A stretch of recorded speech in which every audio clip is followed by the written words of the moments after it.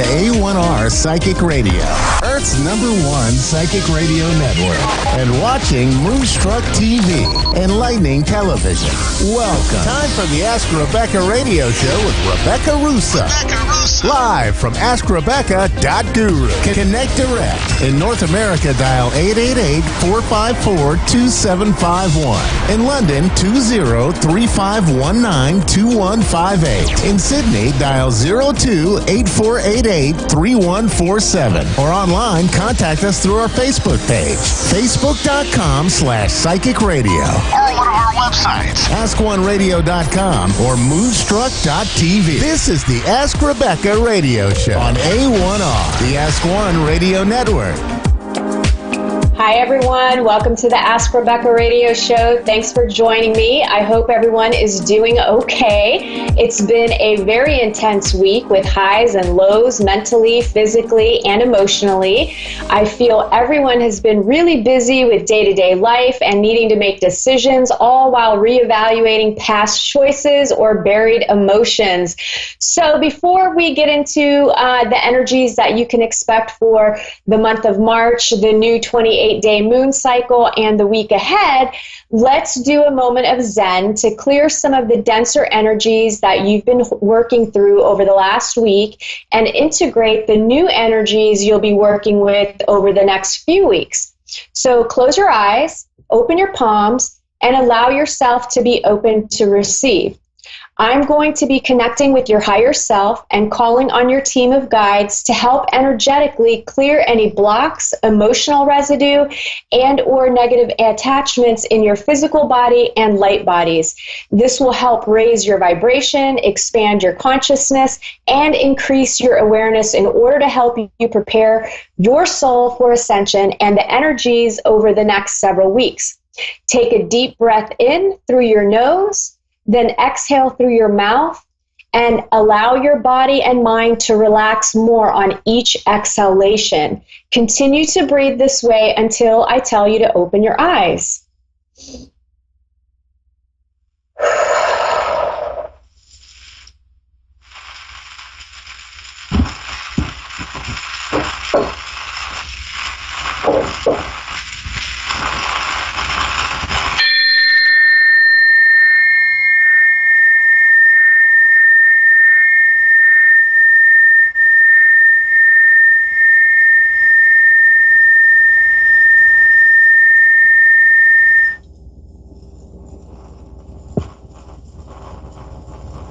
All right, let's open your eyes and we are going to move on with the show.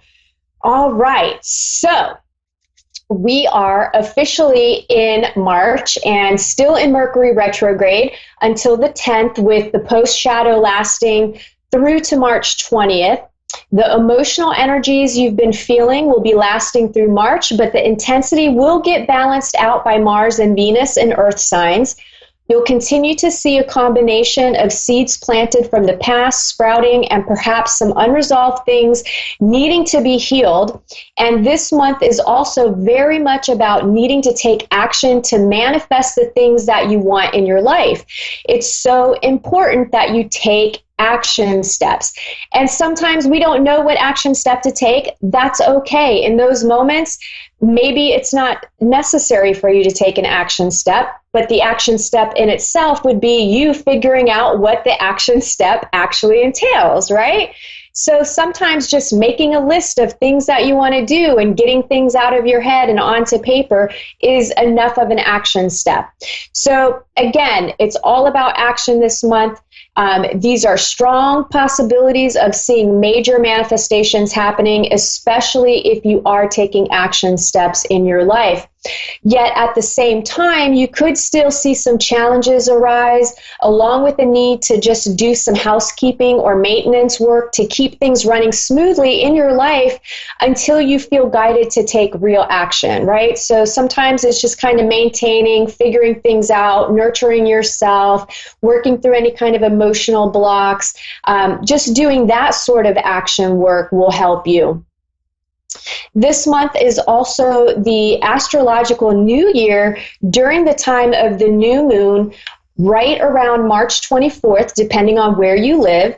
And this is a great time to plant those seeds that you want to grow for the next year. Everything from material wishes to experiences to spiritual growth. You can use visualization exercises, vision boards, or any other method that resonates with you to help you connect with what it is that you want to create for yourself over the next year. It's a great time to do that because you've got the new moon energy, you've got the new astrological energies. So it's a really, really powerful time to do those kind of exercises. If you've been waiting to make important decisions or to launch something new due to Mercury retrograde, the best time would be between March 21st through April 9th. Then we go into Venus retrograde, and this year has lots of personal planets going retrograde, so there will be a lot of inner work that will be happening all year long. We will get small breaks in between these retrograde periods, and also just know that retrogrades aren't all bad, right? Bad things only happen when you put energy into that. So remember that you create your reality based on what you believe and where you focus your energy. If you believe retrogrades are just bad and they're horrible and, you know, the worst things always happen to you during Mercury retrograde, well, you're going to continue to manifest that, and that will be your experience every single time. Shift that perspective, shift that point of view, and then you can bring into your life some of the more positive aspects of Mercury retrograde and other personal planets that go retrograde. Do a little bit of research on that. Basically, here is how March will play out. The beginning and the end of March will kind of suck. Those will be the more challenging energies to deal with. And then the middle of the month is where all the good stuff happens. Now, of course, your personal chart is going to have a big impact as well. So depending on yours, you could experience the energies as something different, right? So maybe for you, the beginning of the month is awesome, but then the middle of the month sucks and the end is awesome. So really, it just all depends on your personal chart as well. March 7th begins the new 28-day moon cycle according to the galactic calendar, which lasts until April 3rd. And this 28-day cycle is the solar moon of intention. And let me read it to you. Okay, so this particular moon is the go-to words are pulse, realize, intention. From the perception of the multisensory human, the intention behind an action determines its effects. Every intention affects both us and others, and the effects of intentions extend far beyond the physical world. And that is a quote by Gary Zukov. Tone 9, which is the 28-day moon cycle resonance, Tone 9 pulses the power of intention. Here we awaken to the realization of universal mind, which precedes and directs all manifestations of our physical world. We see the nonlinear emanations of consciousness which uphold this reality. We understand that information is perpetually sent and received by our biopsychic circuitry every moment, where we are aware of the experience or not. As the ancients say, whatever you put your attention on grows stronger in your life. Solar tone challenges harness energy information by directing it. Pulsing is a way to amplify or communicate using mental, emotional, and spiritual energy united. Exercise your natural ability to be in telepathic contact. It requires clarity, connection, and like our body's pulse, a steady, streaming surge of energy. Realize your vast capacity to broadcast your truths both subtly and physically.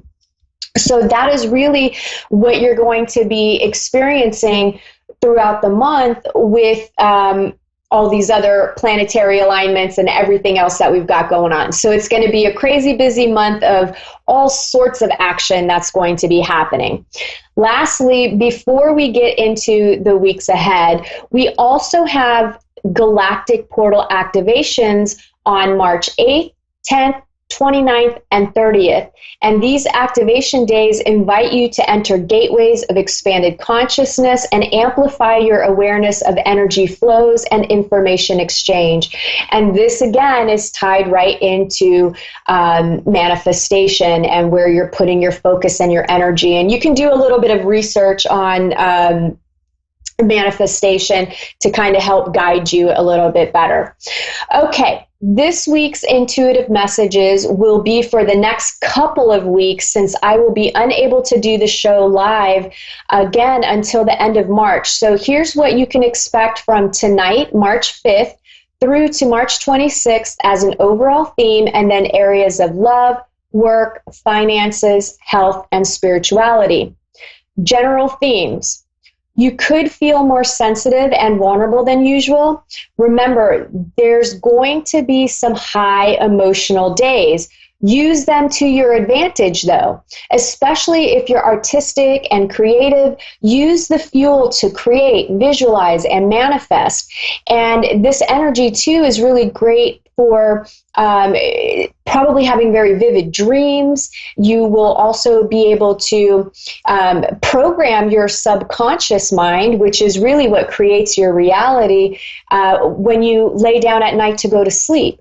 So use that emotional energy to do visualization exercises of what it is that you want to manifest for yourself in your life, or what you want to heal, or what you want to work through, or what you want to become aware of within yourself.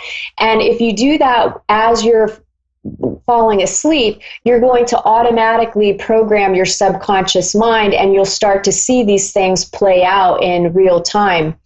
Now, also with this emotional energy and your vulnerable state, you could have people pop up into your life who want to take advantage of your vulnerabilities. So pay attention to your surroundings. Pay attention to the words that people are saying, the actions that they're doing.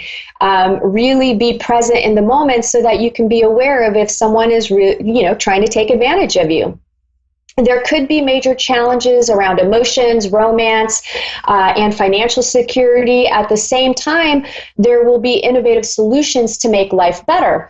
There will be happy, pleasant surprises with lots of positive excitement in these areas.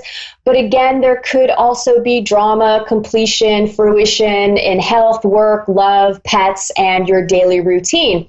And because the energy is so mixed, you could start off the beginning of the month in more of the dramatic state of emotional low, where you're dealing with maybe some sadness and guilt and things of those nature. And then by the end, or by the middle of the month, you're feeling really, really good, and you've kind of worked through those emotions, and you're manifesting some amazing things in your life. And then by the end of the month, you could have to kind of reevaluate those things again. Maybe you get triggered in a different way, so something deeper can be healed as well. You could see delays and changes to plans thanks to Mercury retrograde energy, so be flexible and open to anything that pops up for you. There will be lots of spiritual growth, synchronicities, blessings, and being in the flow. You could feel more optimistic and hopeful about the future and everything else going on in your life. Your financial worries may be over for a while, or at least in the middle of the month. But I do feel like most people are moving into a positive cycle financially. And you may experience more happiness and success, both internally and externally. Some of you will be in a position to help others who are less fortunate, so make sure that you're doing that. And that doesn't always mean financially. That could be with your time and your energy, and your, giving somebody a ride, anything. So again, share your time, your love, your compassion, your understanding. Give back in whatever way that you've been receiving. You can receive support emotionally and financially, which could help relieve some burdens and heal some old wounds. You could get a boost in energy, focus, organization, and just getting things accomplished. There's a lot of powerful energy that's going to have you motivated motivated to get things done, which is great. I'm waiting for that energy. I mean, I've been going, but at the same time, I don't feel the momentum that I usually do. And I'm looking forward to this extra boost in energy so that I can get stuff done, because my life is incredibly busy right now. This month, you may be evaluating, you may be examining or looking at things more closely in your life and within yourself. So you're really going to be doing this externally and internally. You may also receive some constructive criticism. Either way, this energy is about you making necessary changes in the way that you see, feel, and experience things, along with physical changes in your environment, people, work, love, relationships, all of the above. Do the work and you can see some amazing things manifesting in your life. Catch my breath there for a minute. Saturn enters Aquarius until March 2023. And Saturn can be a little oppressive. It's been in Capricorn since December 2017, which may have had you feeling very oppressed and very heavy. It could have been a very challenging time period for you in relationships and in your life as a whole. Now, Saturn is moving into Aquarius, and you'll see changes in your life with technology, friendships, social circles, and your place in them. And due to the energies, it's going to feel like you're being tested. It really is kind of like a testing ground, and there's going to be challenges in these areas of your life. Some of your relationships and friendships, those will strengthen if they pass the test, and others will fade away. And some of you could already be experiencing this energy now. A lot of these aspects with the planets come about, we start feeling them much earlier depending on how sensitive you are. One of the more negative aspects that you could see happening is lots of people being triggered emotionally, who could be on the verge of a breakdown. And it feels like an intense breakdown. So I recommend that you don't aggravate a situation if you come into contact with a person that you can see is really being triggered in a negative way. This is not the time to make matters worse through bad communication or projection of blame or letting your ego get in the way. It could get dangerous. And I'm not trying to fearmonger here, but this is a real reality. People are loose cannons right now. The energies are very intense, and if they're not dealing with their stuff, they don't understand what's happening. It's not being discussed in the mainstream. So a lot of people are getting triggered, and you see it happen, road rage, they're shooting up people and all kinds of crazy stuff. So make sure that, again, you are paying attention, you're becoming aware of yourself, you're becoming aware of others, you're paying attention to your surroundings. Make sure that you take the blinders off. Some of you could be dealing with a woman in your life who has dark hair and or dark eyes, who isn't very kind and may block important things from getting accomplished this month. Perhaps she's doing it without realizing it. Perhaps she does realize it. I think it's a little bit different for everybody.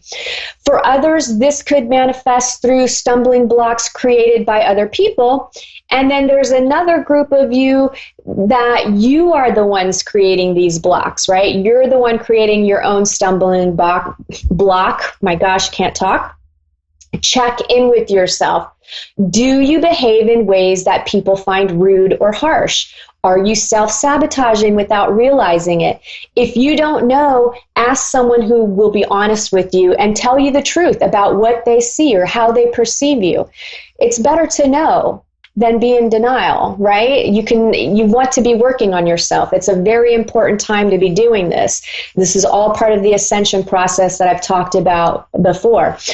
This month, you really need to be paying attention while driving and your surroundings in general. Again, accidents can and will happen, especially if your eyes are buried in your cell phone. Don't text and drive. Come on. The text is not that important. You're telling me you cannot wait till you get down the street somewhere or get to a stoplight. don't be desperate to answer text messages and stuff. Really, honestly, like, you can respond when you have time and you're safe and you're not potentially killing yourself or somebody else. So really pay attention. I just feel like that's a very important message for some of you right now. Old hurts could come up big time, especially towards the end of the month, and for some of you throughout the month. Chiron, the wounded healer, will be playing a significant role, and just feel what you need, take responsibility for your part, and let it go so that you can shift easily. Fearlessness will be another theme. I pulled a card for you guys from my deck that I have from Peru, and the card was fearlessness. And it says fearlessness isn't the absence of fear, it's being aware of the undercurrents of fear, either within ourselves or being promulgated in the world, and then making the conscious choice not to be affected, restricted, or influenced by fear so that you can step forward with an open heart aligned with oneness. It's choosing love as our motivating force. It's now time to examine yourself and see if you are being affected by any residue of fear. If so, then realign with the one and courageously step into fearlessness. I get it. Things can be scary, especially when we're taking huge leaps in our lives and we're trying to make changes for the better.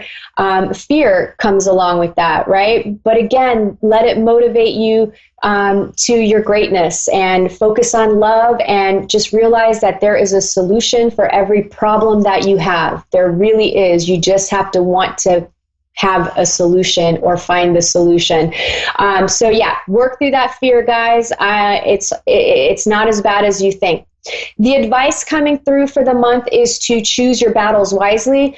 Don't waste your energy fighting small annoyances. It's time for a major readjustment of your priorities.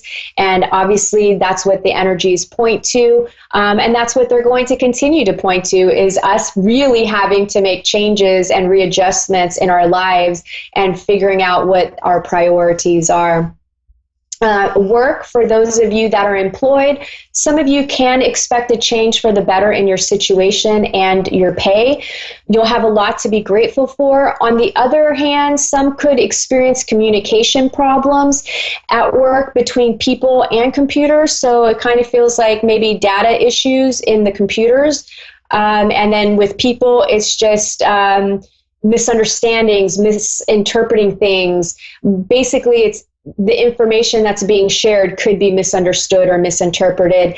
Don't assume anything, ask questions, get clear about the information.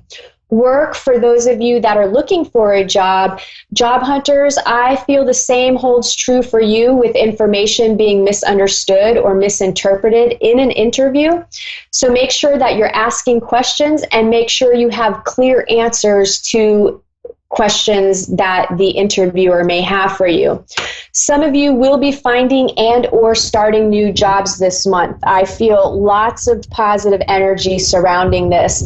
And I do feel there's a possibility a few might lose their jobs, but I really feel like that will only happen if you've kind of been slacking, or the universe is trying to move you and you've been sticking in a job that you know is time to move on. Love, for those of you in committed relationships or dating seriously, some of you will experience new levels of intimacy, joy, and connection in your relationships. Some of you may be having misunderstandings and or not being open to hearing your partner's point of view. Make sure you do, because you want them to hear you, right? Some of you could get into arguments or disagreements over something that you misperceived, right? So it's either your memory or your perception of a situation or what was said is actually incorrect. You completely saw it through the lens of your pain, and it wasn't the reality of the situation. So you could be having an argument over nothing. So really just kind of listen to what your partner has to say and what their perspective is. And some of you could be on the receiving end of this energy as well. Singles, careful with assumptions on dates. Some of you may have to work harder than usual to try and understand someone's perspective. I don't think that's a bad thing, right? I always like to seek to understand first before asking to be understood. It just makes for a better interaction with people. And some of you could see someone new come into your life who is definitely ready to have a meaningful and deep connection. So make sure that you are putting yourself out there, and you're checking out new places, you're saying yes to invitations to go do things, because again, the energy is really primed for some love connections here. Finances, some of you are moving into a positive financial cycle. Some of you will be evaluating your financial situation and what changes you need to make. And some of you may find financial errors or on transactions or catch a mistake that you made. So again, pay attention, because otherwise you may lose money, right? Somebody could overcharge you for something. The bank could do an overdraft by a mistake. There's different things that could happen. So make sure you're paying attention so you don't lose money. Lastly, a little reminder coming through to look at your riches in other ways besides money, right? You're abundant in other ways. You love, family, friends, health. I mean, there's a number of things that can have abundance in your life besides cash money. Health. You should be feeling full of vitality, optimism, and hope. If you're waiting on test results, the news will be good. A reminder that thoughts are things and they will affect your health. Example, negative thoughts like worrying cause stress, which causes inflammation, high blood pressure, and a number of other illnesses. So remember, whatever you're thinking about and stressing out about and worrying about, if it hasn't happened yet, you're causing yourself undue stress. Really get in control of your thoughts and what you're thinking and shift your perception. Remember, there's always a solution. Okay. Also a reminder for some of you needing to take medication or your vitamins. I feel like some of you are neglecting yourself with that. And I also feel like you or someone in your family, there may be concerns over memory function. Maybe someone is starting to show some signs of dementia or Alzheimer's, or maybe somebody in your life smoking a little too much pot and they're forgetting stuff, right? So it just feels like there's some memory issues that are happening here. Spirituality, some of you will be feeling spiritual peace and happiness. Your self-esteem will be higher as well. Share your happiness and spiritual insights with others. And some of you may have a strong woman come into your life who may be difficult to deal with, or is negative in some way, or has a tendency to be hurtful, whether she means to or not. She's showing you how not to be, act, or treat people. So learn from her and then set boundaries. All right, that wraps up the intuitive messages for the next couple of weeks. I hope everyone has a great month. I'm sending you lots of positive vibes and good feelings and all that jazz. And I'll see you back here on March 26th. Bye.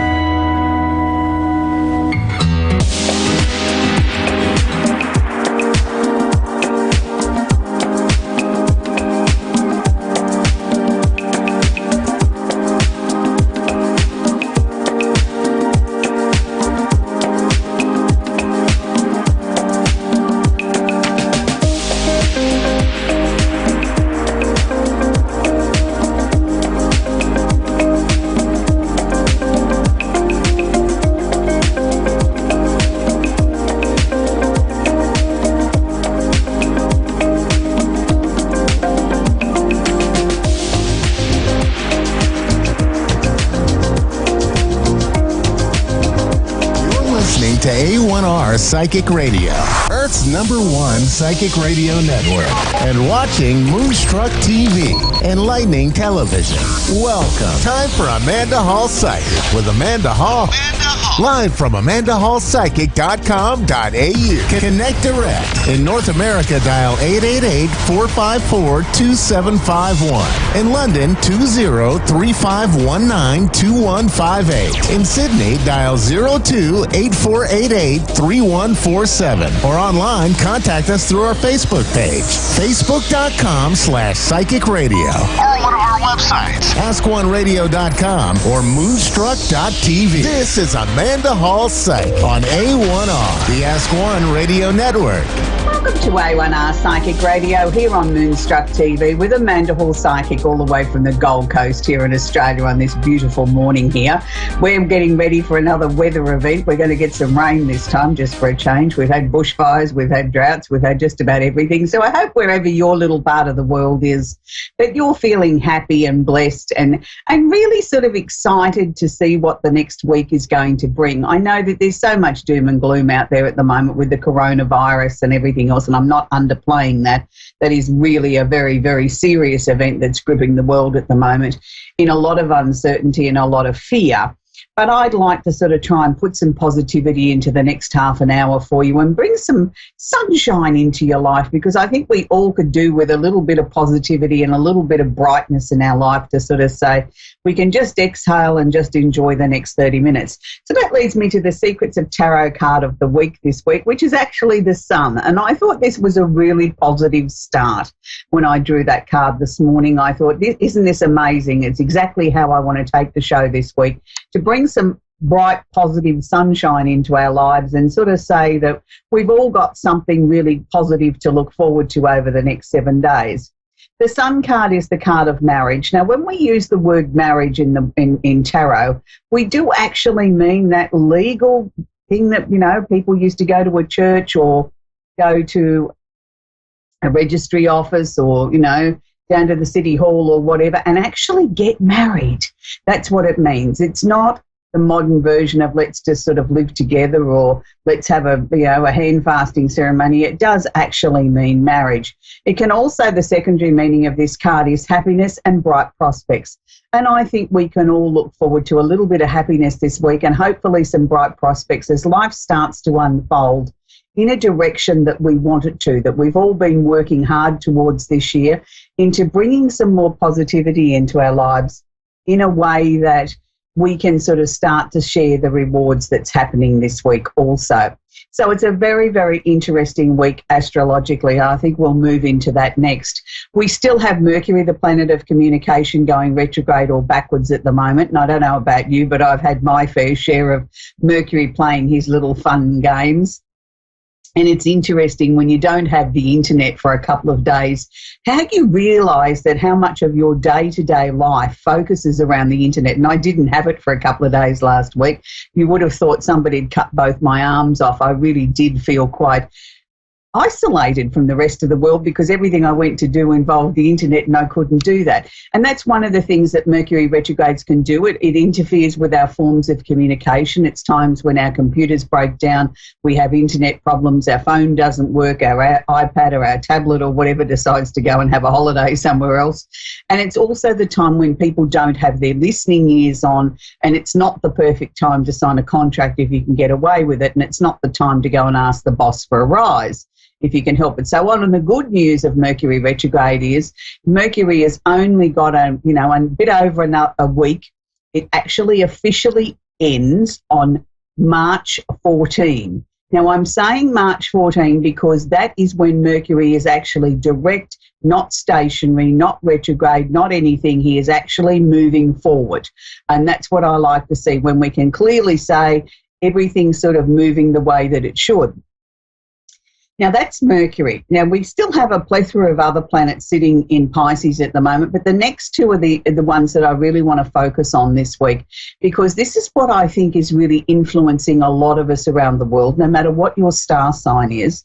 We've got the Sun, which is meaning that it's the Pisces time of the year, which is always an amazing time of the year, I feel anyway. It's the time when we can all start to get our creative hats out. We can start to sort of be a little bit dreamy, sort of do a bit of daydreaming, sort of just take a little bit of a breath, that we got the year off to a flying start, and we've had so many things to focus on and think about and whatever. And this is just the time where we can catch our breath.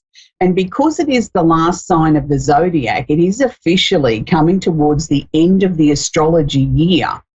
when we see the sun moving into Pisces. It's sort of like that. It's like our December, if you want to look at it that way, where we sort of start to wind down, have a little bit of a rest, gather our thoughts, our momentum again, ready for the fresh new year that will start with the sign of Aries. So I always look at this time as a time where, yes, Mercury's retrograde, so we need to slow down anyway and look at where we're going and, you know, do a little bit of introspective thinking anyway about our lives. But I think it's also a time when we should get some more music out, put some music on the turntable or whatever your modern device is equivalent to that today. Watch a few movies.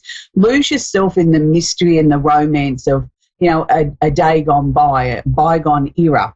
Now, Mercury, yes, is in Pisces, but he's in the very early degrees of Pisces, where the sun is holding hands with the planet Neptune. Now, they're only a couple of degrees apart. Well, when I say holding hands, in astrological terms, that means they're conjunct. But for lay people, if I say to you, yeah, the sun's holding hand with Neptune, you sort of get an idea that they're sort of sitting pretty close together and they've got a close relationship. Now, Neptune is the ruling planet of Pisces. So this, again, to me, emphasises this creative, watery, dreamy time where we can sort of daydream, we can fantasize about the things that we want, we can maybe go back and watch an old movie and really enjoy it, or go back and watch an old sit like I've been doing. I've been enjoying Mr. Red, the talking horse, recently, and it made me sort of realize that, you know, it was a much simpler life when we were children, and that, you know, we know horses don't talk, but gee, it's entertaining to see a show where there's no violence, there's no sexual references, it's just good, clean fun, and it's well shot, well lit, and the scripts are just to die for. So that's my little bit of indulgence this week. We also have other planets that I think we need to talk about, and that's Venus, the planet of love and affection, is also holding hands or conjunct Uranus. We all know that Uranus is the planet of the unusual and unexpected happenings. So it's sort of saying to us that, and it's in Taurus, those of you that might be seeking love or looking to get into a new relationship, maybe it could come in very unusually. It could be somebody that's going to catch your eye that is completely different to the type of person that you've ever seen yourself with before. So just keep your eyes out if you're single. This could be the perfect time over the next couple of weeks of you to meet somebody that's strikingly very different to the type of relationship that you're normally used to attracting. So maybe this is what you need to do, is focus on something different. Now, I mean, I know the word on everybody's lips is the coronavirus this week, and I don't really want to focus on that, but I do want to take you for a little trip into Capricorn, which is where I feel a lot of the influence of that is coming from. And we actually have 3 planets that are holding hands at the moment. Jupiter, the planet of opportunity and expansion, is holding hands with Pluto, the planet of transformation, who is holding hands with Saturn, the planet of discipline. So I'm sort of looking at this, and I'm trying to be incredibly positive with this sitting in Capricorn, is to sort of say that maybe, just maybe, we're going to get a positive breakthrough in some way of how we deal with this virus worldwide. Maybe there's going to be somebody that's going to have a light bulb moment that says, hang on a minute, maybe I've got the answer to a vaccine, or maybe we're approaching this in the wrong way. Maybe we need to do this instead of that. Let's just err on the side of positivity, that with Jupiter here heading up the train of planets, that Jupiter's going to bring something out of nowhere.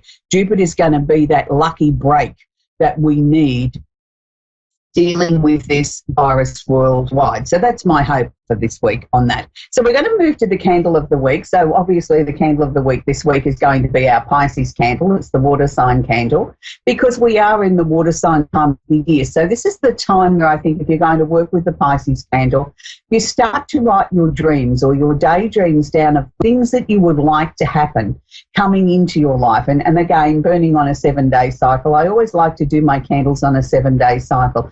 I just feel it adds to the momentum of what we're trying to achieve by using and working with a candle of that magnitude. And I burn my candles between 15 minutes to 2 hours a day. So depending on how much time you've got to sit and babysit your candle, you never leave a candle unattended, because they are flame at the end of the day. And we wouldn't want to have an accident sort of causing, some fire to be created in your home. For those of you that want to work with a smaller set, this week I've made up a set with good luck, the water sign candle indicating Pisces, and also the candle of healing. I thought that that was rather appropriate this week because we're all trying to send some healing energy out into the world, to world events, not just the coronavirus, but for all the weather events and tornadoes that happened overnight in Tennessee. So all these sort of situations, we need to be sending group healing and group hug for everybody in the world that's affected by a weather event at the moment. So we're now going to take our first call, which is Lexus in Indianapolis. Are you there, Indiana? Are you there, Lexus? Hello. Hi, Lexus. Do you have a question I can work with, sweetie? Hi. I've never done this before, so I'm not really sure how it works. I like to work with a direct question, sweetie. You must have something that you want answered, that, you know, a direction in your life or something like that. Is this like about talking to like loved ones and stuff? I don't try and do that in the very limited time we've got on this segment in the show. I prefer to work with a direct question of something that relates to you in your current life, something that you need an answer to.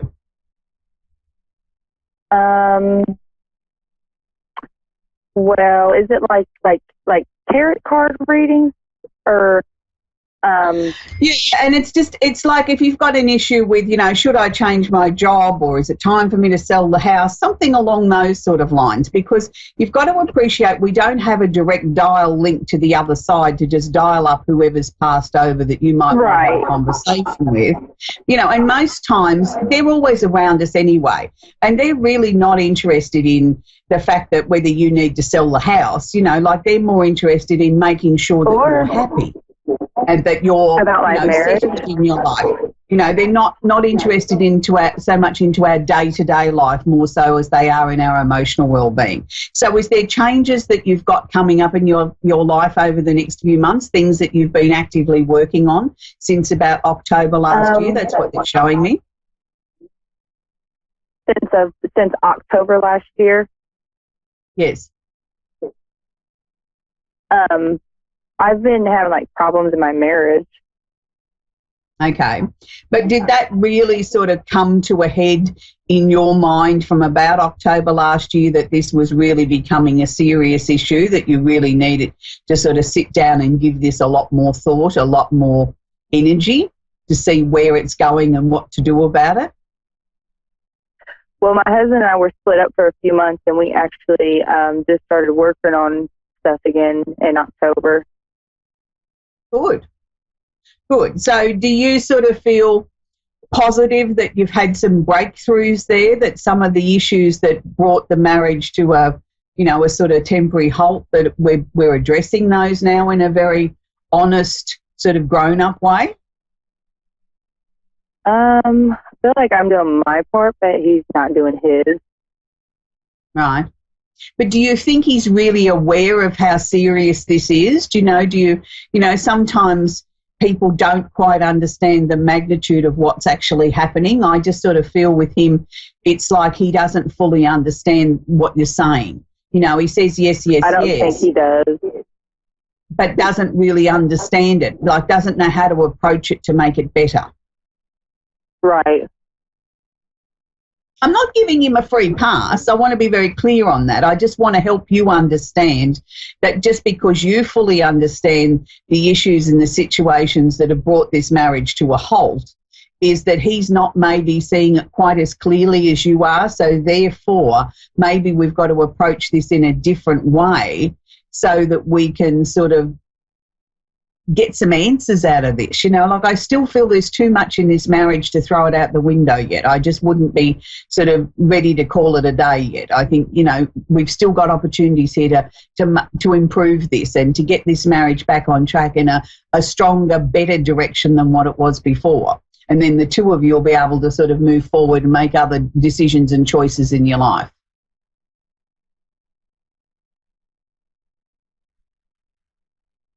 Okay, well, that's where we're going to leave Lexus now, because we're going to go to Shaquina in Starksville, Mississippi. Are you there, Shaquina? What a beautiful name. Yes, ma'am, I am. What a lovely name you have. Thank you.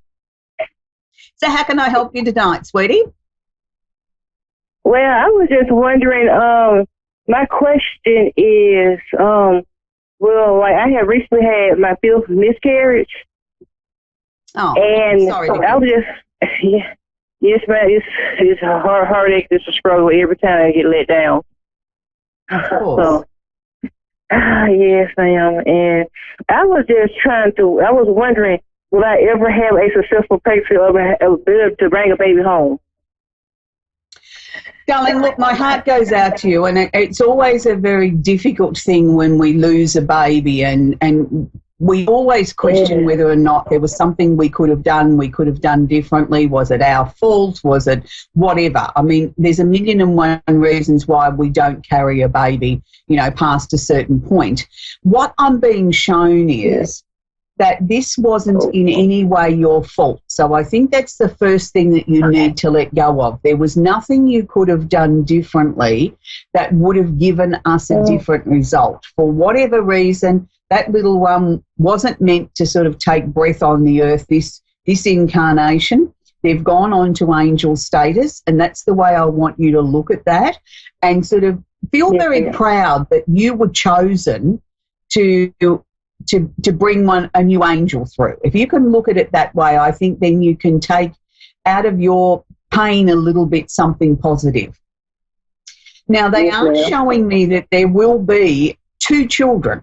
So, and I'm not saying 2 pregnancies you've already had. I'm saying 2 children that you will bring home that you will nurse in your arms. That's what I'm saying. So you don't have any yet? I have 2 children. I have a 16-year-old boy and a 13-year-old girl. Right. Well, then, darling, I don't know that there's going to be any more babies. Ma'am? I didn't hear you.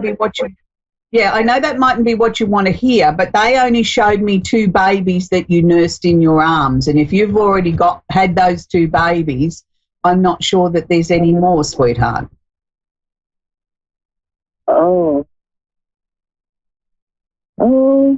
And I know that's not what you wanted to hear, but that's all they showed me was 2 babies that you rocked in your arms, and you're sharing with us that you've already had those 2 children.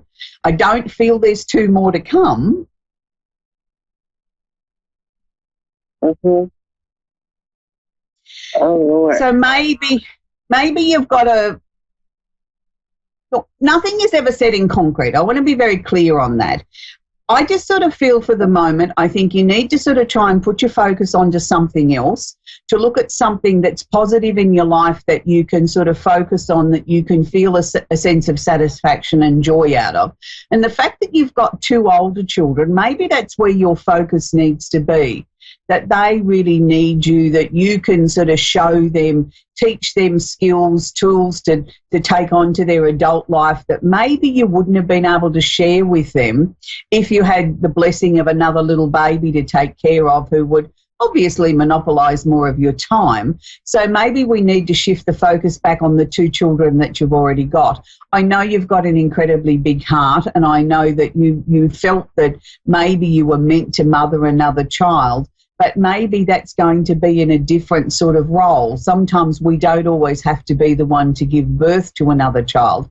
Maybe your role's going to be moving on and helping underprivileged children, or helping children in need that guiding light that you can give. I just know that you've got an incredibly big heart, and as much as it's been sad that you've lost this one, I just don't feel that it was meant to be, sweetheart. They were just showing me that they'd already gone on to that angel status, and that's really something very, very special.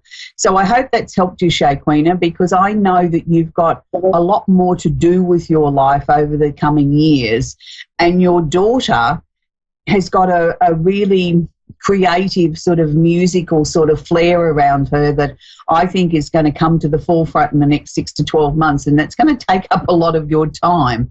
She's quite demanding in a positive sort of way, where your son is sort of a little bit more, not so much studious, but a little bit quieter than his sister, shall we say. Mm-hmm. So I think you've got a lot of things to look forward to. I think it's just a different direction to what you had thought would be your future. Mm-hmm. Okay. So I hope that's helped you, sweetheart. Okay, I'm just trying to make sure I understand what you said. So basically, you said that I would never ever have any more children. Well, what they showed me was there was only 2 babies in arms, and you've already given birth to those 2 babies. I'm not saying it's impossible. I'm just saying when I asked them about how many children you would rock in your arms, they only showed me 2. Okay. But as I said, nothing is set in concrete. You know, we always have the right to change what we're given as a possibility. But, you know, when they show me something like that, that usually pretty much says it all. Do you know what I mean? When I ask how many babies there's going to be, and, you know, they only showed me 2 that you were rocking in your arms to sleep, and, you know, your 2 babies are nearing teenage years now, I'm not saying that you can't have another baby. I'm just saying it's highly unlikely, sweetheart. It's probably what? I said it's highly unlikely that you'll give birth to another child. Do you see a reason behind it? Darling, I can't answer what the reason behind it is. I mean, we all have a path that I believe is preset for us before we take our first breath. And where our free will comes in is whether we turn right or we turn left when we get to the intersection. And, you know, I think we're already all predetermined how many babies we're going to have, how many miscarriages we're going to have before we draw breath. So whether you want to put that label down to God's plan or someone else's plan, that's entirely your belief system. It's not for me to sort of say it's a particular labelled plan, just that I know from all the work that I've done over the years that our lives are mapped out for us, and what's meant to be will be, regardless of what we think or what we want. Okay, my sweet, that's where we're going to leave it. So it's really, really interesting when we have situations like this that arise in our lives where we sort of believe that our life is going to take one direction and fate, destiny, God, whoever you believe in starts to take our path on a different road.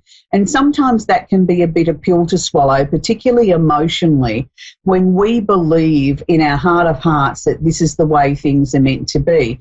And for all my years in astrology, one of the things that it's taught me is that our lives are mapped out for us. It's just a matter of us joining the dots and, I suppose, taking the direction that feels technically right to us at the time. And I know many, many times over the years, even looking at my own personal astrology chart, I didn't quite understand in which way things were going to unfold until after the event had happened. You can sit there and you can analyse and you can look at the house position and you can look at the planets and you can look at the energy and know the knowledge that you know and sort of think, well, it could be this and it could be that and it could go that way, and if I handle it this way, we should, you know, head that off at the pass. What can I say on that other than what's meant to happen will happen regardless of what we do or the actions that we take?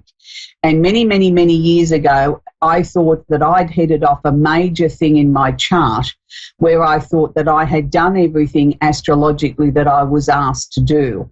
And then all of a sudden, within only 24, 48 hours before this major transit passing out of my life, the event happened and my office burnt down. And it was something that I thought that I had taken every step to prevent the massive change that I could see coming up in my life. So even when we have all the wisdom and we have all the answers, we don't necessarily always able to minimise what is meant to be, because if our lives are meant to take a different direction, they will. And, you know, it sometimes isn't about the knowledge and the wisdom that we have. It's just meant to be. And that's why I call it destiny or fate, because no matter what we do, it is going to happen anyway. It is out of our control. And at the time, we can't see why these things happen. All as we know is the pain, the suffering, the loss, what we experience as being human. And it's only much further down the track do we see the lesson or the reasons why life took us in that direction. Had that not happened, then another door wouldn't have opened in a different way. So all as I can say to Shaquina is that, you know, there is a path that will open up for you, and it will be maybe different to what you expected.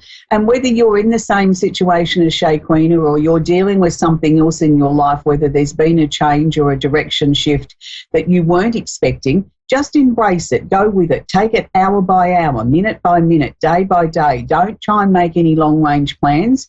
Just be like a log floating down a river and go whichever way the river twists and turns and takes you, and you will make the journey a lot easier on yourself. That's my words of wisdom for this week on situations like that. If you can't control it, just enjoy the ride, because you can't change what is actually destined, what is your destiny, what is your fate will happen regardless of the choices and the decisions that we make. It took me a long time to understand that, because I'm one of those people that believed that we were in control of our own destiny, and if you really wanted something badly enough, you could make it happen.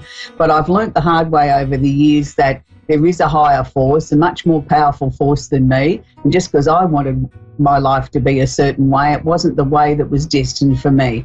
So I hope that helps you, and I hope you understand a little bit more about why your life is unfolding in the way that it is. Just embrace it, enjoy it, and until next week, be kind to each other. And I'm going to leave you with my favourite David Cassidy song this week, Could It Be Forever. Bye for now.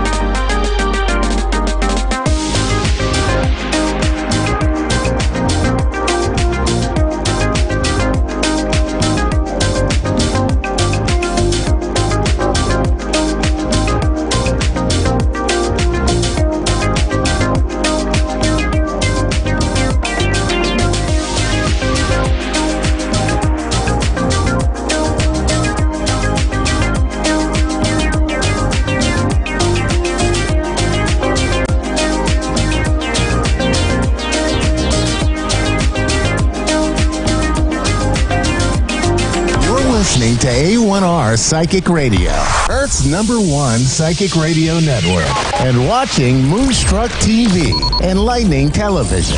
Welcome. Time for Angel Guidance by Lisa Shore. Live from PureLoveEnergy.com. Connect direct. In North America, dial 888-454-2751. In London, 20-3519-2158. In Sydney, dial 02-8488-3147. Or online, contact us through our Facebook page, facebook.com/psychic radio. Or one of our websites, AskOneRadio.com or Moonstruck.tv. This is Angel Guidance on A1R, the Ask One Radio Network. Hi, everybody.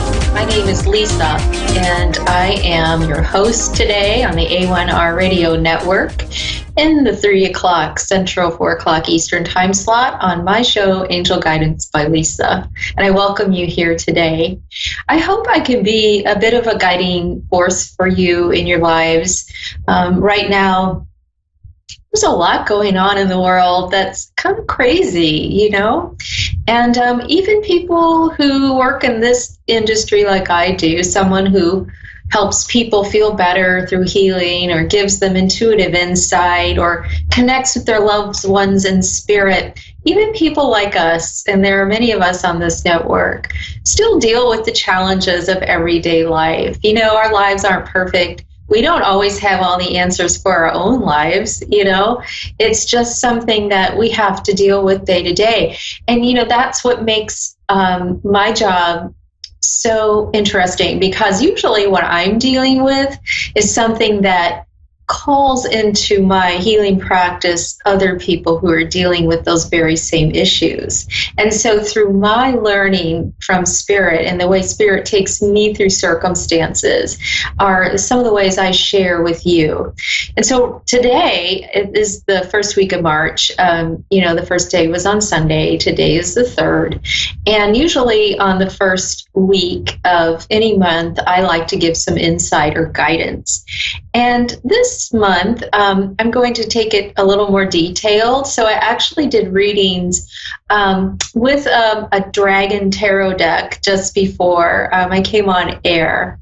And so I'm going to let you choose some letters here to decide what information goes with you. And how it works is the laws of the universe, you know, guide you to what letter to choose. And then that information is going to be your information for the month of March.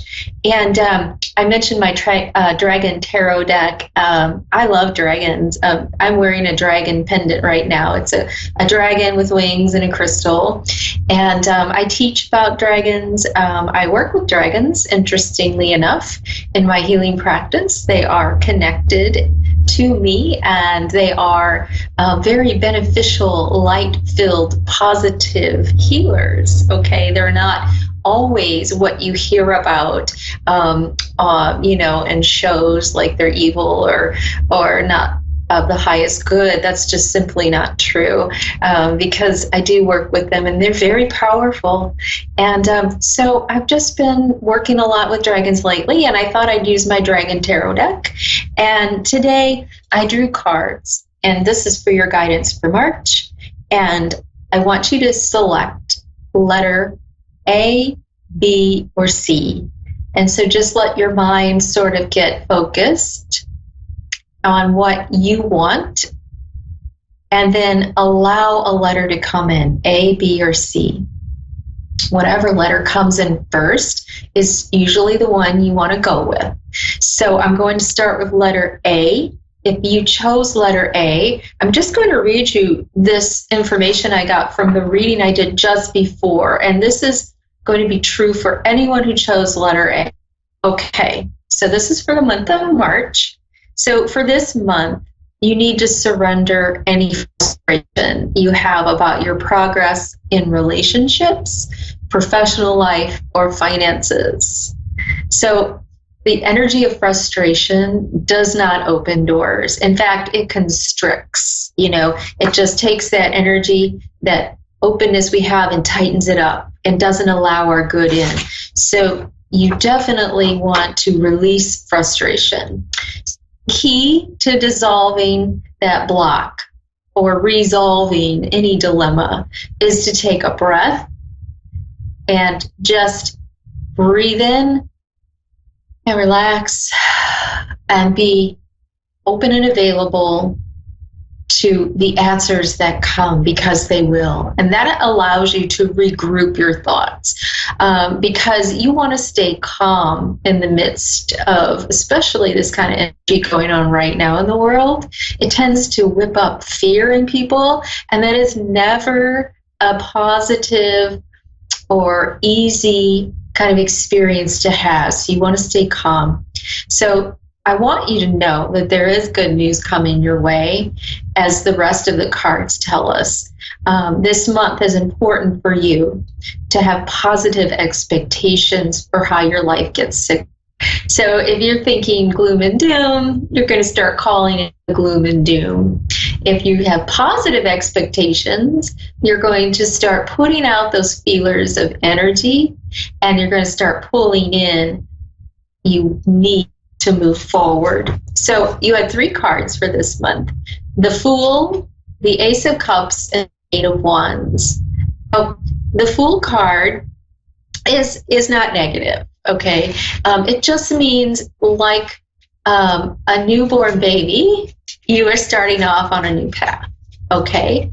And it's not at all about being foolish. The Fool card is a dreamer card, and this is the person who is at the beginning of a new cycle in life.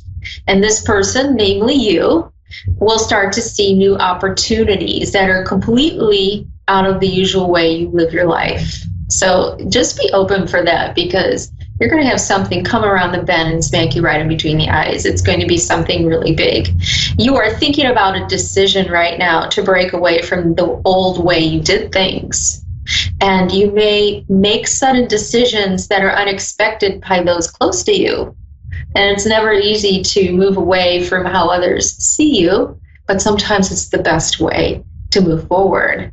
So you are filled with an urge to investigate spiritual issues, and a new cycle of unplanned change of directions are at hand. So that's very exciting. If you were feeling frustrated or starting to feel frustrated in this month, know there's a big change coming.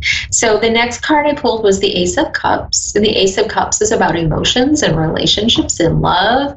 And the Ace is like the very card for all of those. And so the Ace of Cups, once again, is about new beginnings. So that's a theme here for you. New beginnings in your life, and these new beginnings will be joyful and positive. Okay, and so your spiritual growth is going to expand, and there is a possibility of a new love or a new relationship or romance. And so this card also, though, can indicate a pregnancy possibly, or just a lot of really creative, fertile ideas. So if you don't want to be pregnant, take precautions, but do know that this is a card for that for the month of March. And then the third card for letter A is the Eight of Wands, and this card indicates movement and urgency in that movement. Okay, so barriers you had that you felt like you had in front of you are going to fall away, and these events are going to allow you to move forward quickly. And there are messages coming to you that are positive in nature. And so you may take also a journey coming up in March, or plan a journey in March, and it could possibly be by air. So that's for letter A. It sounds all good. New paths, new relationships, new directions, all good. Okay, next is letter B. Okay, letter B, if you chose that card for the month of March, you need to surrender to setting limits. Okay, setting boundaries in your relationships. Practice expressing your needs. In other words, tell people what you want. Don't hold back. Okay, that doesn't serve anybody. And also remember that the word no is a complete sentence. Okay, so you don't have to sort of kind of make a decision and tell someone that you maybe will do it, and yes, it's okay with you even though it's not. You can say no, And that's all you need to say. You don't need to have an explanation. You are worthy to just say no if you don't want to be participating in something that doesn't feel right to you. Okay, this is a good month for you to express your creativity. You may find this ability to be creative through hobbies you have, or it's any time really that you're present and that you're engaged 100% in the flow of life. That's creativity. Creativity is usually expressed, we think about, through the arts, like singing, dancing, and painting, and exploring. But there are many ways you can express your creativity, and it can be expressed through your professional life as well. It can be expressed through living your life fully with your children. So just know that.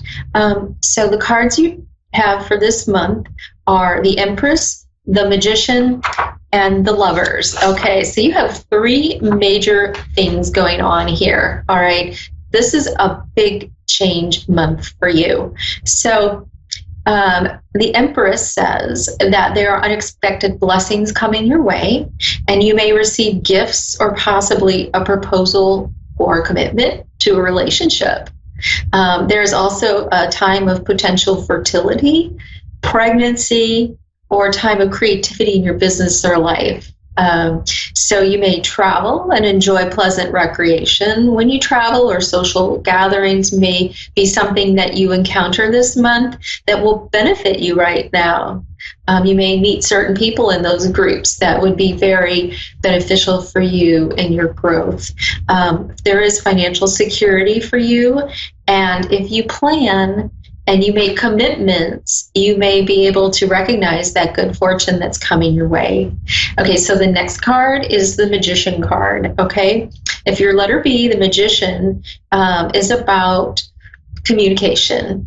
Okay, it's about communication and clearly stating what you want. It's also a time for you to have some self-control and to use the laws of manifestation and willpower to get what you want. Okay, so have a little discipline and really get clear on those goals, and you can start moving forward to them. You might want to study for a new career or spiritual path that you feel called to do. Just remember, your thoughts and energies flow in harmony to accomplish what needs to be done in your life. So set those goals so your energy can flow towards them. You may be experiencing right now some openings of your psychic abilities, and that is just a way that your higher self communicates with you. So embrace that. Okay, you may notice more signs and symbols, have some interesting dreams. You might even notice that you pay attention to these little meaningful coincidences that happen, and those are called synchronicities, and those are your psychic gifts opening up. So the third card for you, letter B, are the Lovers, and there is an emotional decision coming up for you, and you may experience a romantic encounter or be faced with an attraction or a relationship that may be questionable, and so you're going to have to really weigh all the pros and cons of this new relationship. There will be an attraction of the opposites, so that could be challenging for you in the long run. It's one thing to fall in love and be attracted and just really want to go with that, but you really have to decide if it's practical and good for you in the long run. So there is a difficult choice that will arise, so make your decisions on facts and not emotions. Okay, and then finally, for letter C, if you chose that letter, for the month of March, this is about you surrendering to inner peace. Okay, this is just something you cultivate every single day. Okay, inner peace doesn't, just happen. You have to work with it. You have to cultivate it, meaning you help it grow, you help it expand. And so you can do that by sitting in awareness or in meditation or listening to a guided meditation. You might want to just sit in a quiet space and focus on your breath. Okay, because this stillness during these time periods where you're allowed to just sit and relax are going to help you establish inner peace. And a lot of times that's what people need the most, so they can make clear decisions. You are finding your inner peace also may relate to your parenting style or your interactions with your parents or your children. Either way, no matter how old you are, if you're an adult child or you are a parent of adult children or little children, you will establish these patterns with your relationships between parents and children that are going to be established for the rest of your lives. And it can stay that way. And if it's not healthy, you might want to consider changing it or going back to that inner peace time where you sit and think about it, or you just gain inner peace and allow answers to come in as to how to better change or improve that. Okay, so the 3 cards I drew for you were the 7 of Cups, the Hanged Man, and the Ace of Pentacles. Okay, so those 3 cards are very interesting. So the 7 of Cups is about taking responsibility. And there's many things that you may have started but not quite finished. And that's kind of because you're procrastinating, okay? So it's about starting and finishing something, all right? You may be daydreaming and not taking action. So you want to try to set goals so that you can move forward towards these goals, okay? Hold on one second here. I want to be sure I'm all connected here. Okay. So you want to be sure that you set goals and you move towards those goals. If we don't decide what we want, it's a very big challenge to move forward towards it. Okay. The Hanged Man is a card. It's not negative at all. It's just about seeing things differently, almost like seeing them upside down so you get a different viewpoint. Okay. The Hanged Man is a period of suspended activity. You may have to view things differently, like taking a look at something upside down to skew your normal view of it. A challenge of the way you think and live is coming, okay? And so you may not have a lot of activity going on right now, but that means you need to think about your goals. That gives you time to do that and maybe rethink them. So keep your feet on the ground and do not be taken in by illusions. Things may not be moving for you because you are unable to make a decision at this time. And then the last card for you is the Ace of Pentacles. And this is about material success. Everyone loves this card. So there is a new cycle of beginning for you, and it will be prosperous. This is the beginning, perhaps, of a profitable career. So sometimes at the beginning point in a new cycle or journey, there may be some challenges. And so you need to just kind of let go of that and not don't worry about how you're going to get to the mountaintop, okay? Just start trusting that you're on the right path, all right? You have to awake from these daydreams you have and make an effort towards your goals. So start setting goals, start establishing what you want and working towards them. And since you have the Ace of Pentacles, success will happen for you. So I hope you found this really nice and helpful for the month of March, and it gives you a little bit of guidance. Thank you so much. And you can contact me on my Facebook page at Pure Love Energy by Lisa Short, or on my personal Facebook page at Lisa Short in Lenexa, Kansas. And so I'm ready to take a caller, and I think I have Aaron in Round Rock, Texas. Aaron, are you there? I'm here. Hi, how are you? Hey, my grandmother had ended up passing on like some of the stuff with me, so one time I got my daughter and the... Aaron, I'm having a challenge understanding the call. I think it's just a little unclear. Do you mind repeating that, please? Like some of the stuff did like hit me. Like I know, like just like around this time, I'm missing my grandmother because she passed away a little bit before I was born, like on my actual birthday. I was born at 12/46 on the 12th, and she had passed away at 12/15. So I've been missing her, and I'm like a semi-believer, and I like doing this, I like believe more because some of the stuff hit me in that way. Mm-hmm. Mm-hmm. So I used to see my grandmother in my dreams because I missed her so much. So you did know her for a while, but she passed on just before your birthday. Is that what I understand? Yeah, or you did not know her? She's one of my best friends. Okay. I was her first granddaughter. Okay, so I feel like there's I see a cross with her. I feel like there's a religious aspect to her. Like she would have been very spiritually based, or have a faith base that was really strong. Would you understand that? Yeah. Okay. Okay, thank you. When it was like I grew up Catholic, and she'd go to church on Christmas with us and on Easter. And one thing that I had always done up until I had gotten married to my husband was singing in the choir on Christmas Eve to be close to her. Oh, okay. I did that nice. for a couple of years. Okay, thank you. Yeah, because that's like the very first thing she brought up. So that must have been, her religious faith was very important to her. And I do see her. She said something about candy. I don't know why she said something about candy, but it seems to be a connection. Either, let me see.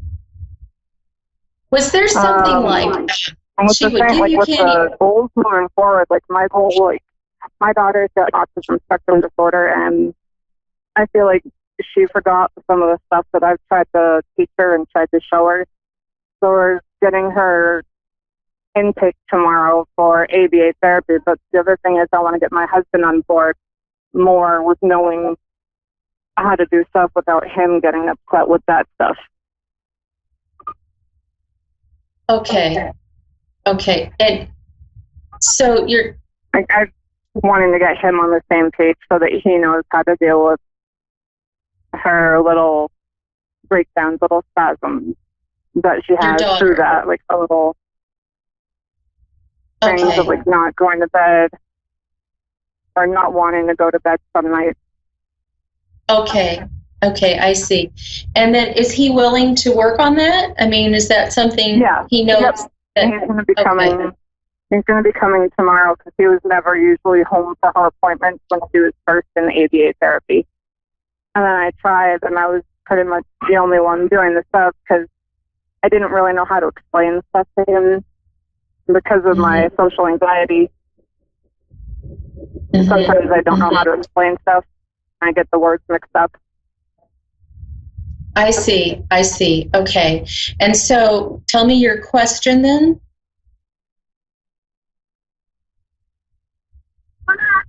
So like my goals going forward with that pretty much. Will that work out with your husband helping and in that direction? Yeah. Okay. Well, I also think, it's coming in that, your grandmother's helping with this little girl. Okay. I feel, so that's separate. It's not separate, but it's a little different from what you're asking. So I feel like if you are open to hearing or feeling her presence or her messages, the communication is there, that she would be able to assist you. It's a she's a very loving, open person. And her energy is there. And she's like, do you remember how she handled you? Do you remember how she worked with you? How she accepted you in such I feel like there's a lot of acceptance with her, with you. Like, no matter how you were acting, there was like this openness with her that you felt completely loved and supported, right? And I really did. Like, I miss her. It's my dad's mother, and I miss her. Like, I miss her a lot, and it's just like after the 21 years of her being gone, I'm just like having more of a hard time with that. So I've been a little closed off. Like, I really haven't told anybody about that, except for maybe my mom. Yes, she's so this openness, this lovingness, she was very non-judgmental with you as well, is what I hear. I feel like she is just so she was giving. She was, it was just this kindness about her, and she's sharing that with me, that your daughter, this girl who you love, of course, with all your heart, and you want the very best. She's telling you to stop being so hard on yourself about how you're raising her, okay? Because your husband will step in. All right. He's going to step up to the plate here. Okay. It's going to work. I was more hard because I was harder on myself because me and my husband had almost gotten a divorce a couple years ago. It was because of my husband's grandmother when we were living at her house in Arizona. Okay. That relationship with me and his grandmother hasn't really been the best. Right. And, you know, there's a lot of judgment and guilt around that for you. And for him too. It's like you're reflecting that to each other. Yeah, because with him, he's controlled by her a lot. And yeah, he's still semi-controlled by her. Mm-hmm. I would introduce a way that he could communicate with her that would be where he could interact with her in a very loving, kind way, and bring her in to working with him too. You know, so if that means at bedtime, you mentioned maybe having issues, sitting down, bringing her in with a story, for example, or where you can have some common time, where he and she can have some common time, where you can ease into that transition of getting her to do what you want her to do without the drama, right? Without all of this energy. Because when that drama happens at night, for example, it's going to stir up everything, and no one wants to go to sleep then, right? It's just going to be something that's very challenging to settle her down after that. So start looking for activities. And I feel like this is grandmother also coming in and saying, start looking for activities that you can do with her to settle her down at night, that he can do with her. You know, something that's she likes to do that would intrigue her, that would bring her in, you know, instead of pushing at her, do it. It's bring her into this situation like your grandmother did with you. You know how she would just pull you in and you would listen to her and she would talk to you and she would almost, I see her right down in your face, respecting you, honoring you as just a small child. Not everyone does that, okay? But she did that for you. I want you to do that the same way with your daughter. Ask your husband to work with that.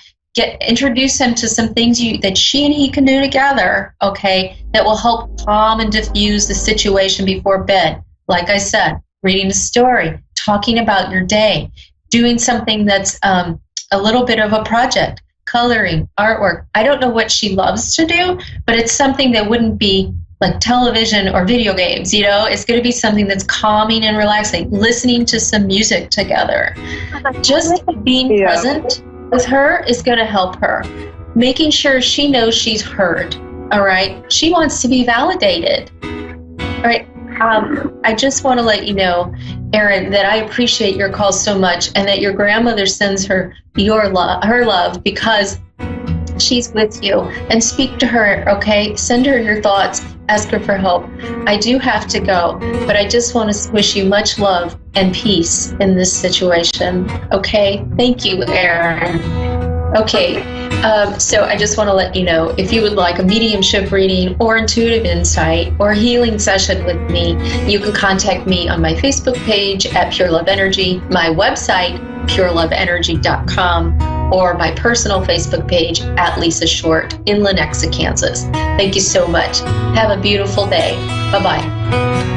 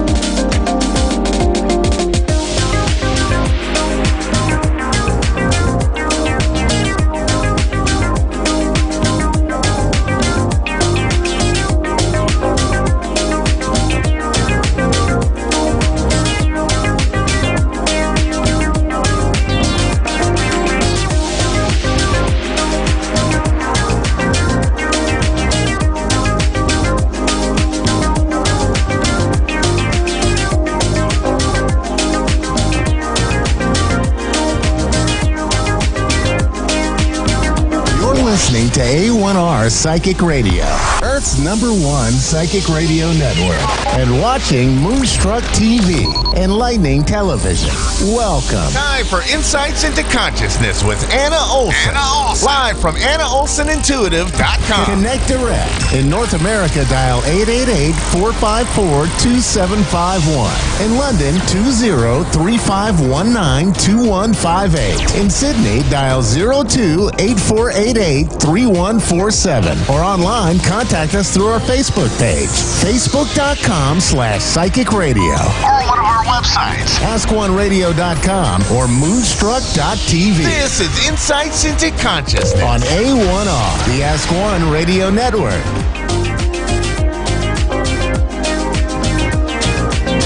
Hi, good evening. I'm Anna Olson here on A1R Radio with my show Insights into Consciousness.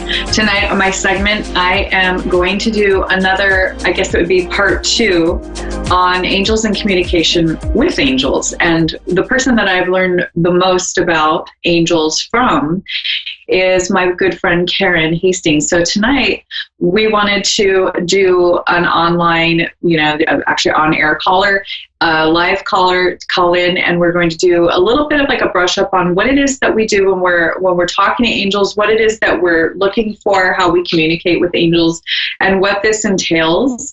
So, Karen, this is my good friend Karen Hastings.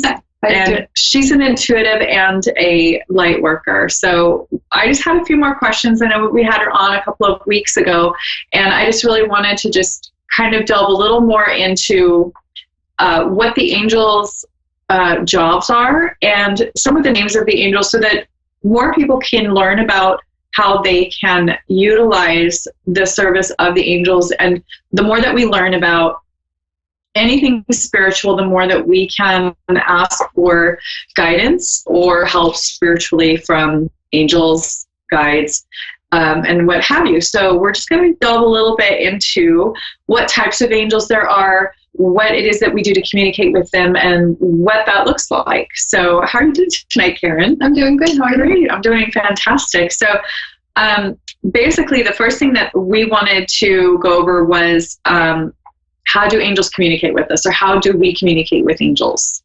So what's your take on that?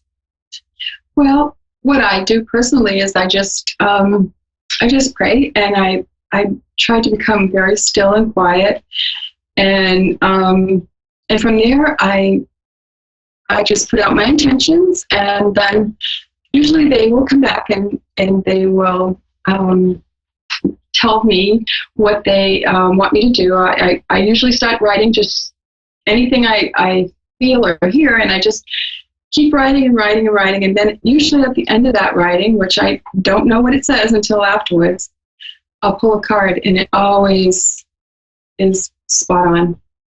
Right, and I've seen you do it, and it is spot on every time. I've gotten text messages from Karen on days where I was really struggling, having a hard day, and she has pulled a card and a description of the card in the book, and she sends me a picture of it, and I'm reading it, and my first reaction is, oh my goodness, what just happened? That was incredible. Didn't text her that day. We didn't have actual verbal communication about it, but obviously the angels were talking to her about me, and so she gets a feeling to send it to me that day. So what does it feel like when you know to send it to me specifically when we haven't had any discussion about it? They tell me. They actually, I'll pull a card one day, I'll be doing something, and I'll just be sitting there, and I'll pull a card, and there's something about that card that reminds me of you. Your name pops in to my heart and soul, and I'm very connected to you anyway. So the next thing I know, I feel guided to send you the information and the picture of the card so that you can experience it for yourself and take from it what you need. And a lot of times she'll tell me that it is just perfect timing, which they always are. Right, and I always call it the NASA time exactness, or the synchronicity NASA style, because NASA can land or have a rocket take off at down to the millisecond. Mm-hmm. They know when it's going to land, and they know exactly when it's going to take off, and they can time it just so. And I feel like that's also how this works, the synchronicity with angels, with intuition. I really think it's timed perfectly. And our job is to listen, to get the message, and then to pass that message on as quickly as we can. Exactly. And it usually works in just the right time. So the basics of communication, you said you're still, and then you believe, you have also noticed that it's good to believe that they're real and that they're there to help. Oh, absolutely. I'm sorry. I just assume everybody believes because I do. But anyway, you always, when I'm in that state of mind and I'm praying, I'm praying for something specific. And so I just always just sit back and ask, please help me with this one situation. And then when I get a message from them, I believe what they tell me is absolute truth. And the next thing is to just let it happen. Mm-hmm. So you've got to trust them. You have to believe and trust. And then at the end of that, I always say thank you. Always, always.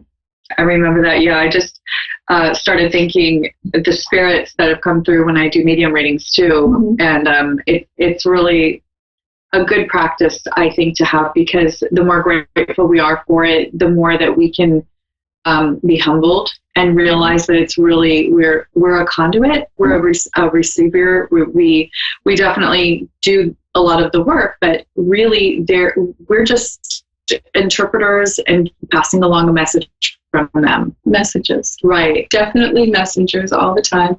And it's channeling. Right. Definitely channeling with angels, and I love it.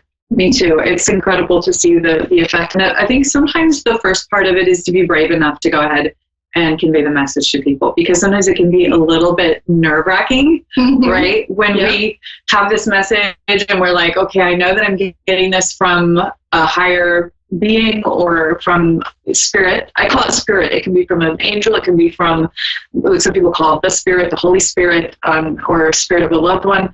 I just say from spirit because it kind of covers everything. Mm-hmm. And what I love is that every time I've had the courage to go through with it and tell the person, no matter how scary or nervous it felt, I was always glad I did it afterwards. Yep. I was always, not only was I glad that I did it afterwards, but it ends up being so incredible, and their feedback is so incredible. Mm-hmm. And like one time I was at a restaurant with my husband, and I kept getting a nudge, tell this waitress, tell this, the server there, tell her that the other girls are jealous of her. It's okay. And I'm thinking, I'm going to have to stand up in front of all of these people. And my poor husband's never seen me do this, And I finally just, when I was leaving, she came up and she said, oh, well, thank you so much. And then I turned to her and I said, look, I do readings. And she kind of got wide-eyed, and I started explaining everything to her. And she was so relieved that I told her. And she was so happy. She was like the sweetest thing. She was just so good at receiving it, that I was getting tears in my eyes, because I was so happy I went through with it. And it was just such a good experience. She had been going through a lot, and I thought, gosh, what if I didn't say anything? She wouldn't have understood that these girls were treating her bad because they were jealous. She had this bubbly, beautiful personality. Mm-hmm. And, there's also a message to our viewers that some of the time they're jealous, or they wish that they were like you, and that's why they're mean, and that was really the message for her. And there's no way I could have known. I didn't know her, didn't know anybody at the restaurant. And she received it well. And then my husband was laughing, and later on he's like, gosh, that looked like Long Island medium or whatever, he's like, that's what it involved. It was a lot of fun, but it was really hard. And I've had some much more difficult situations than that too. I'm sorry. That's okay. So, basically it's one of those things where if you can be really, really brave, and you can just be sure that you follow through with whatever it is that you receive from spirit, and let them know that everything will be okay. They take care of us.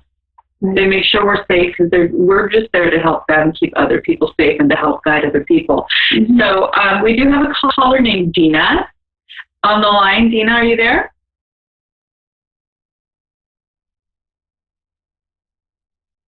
I'm here.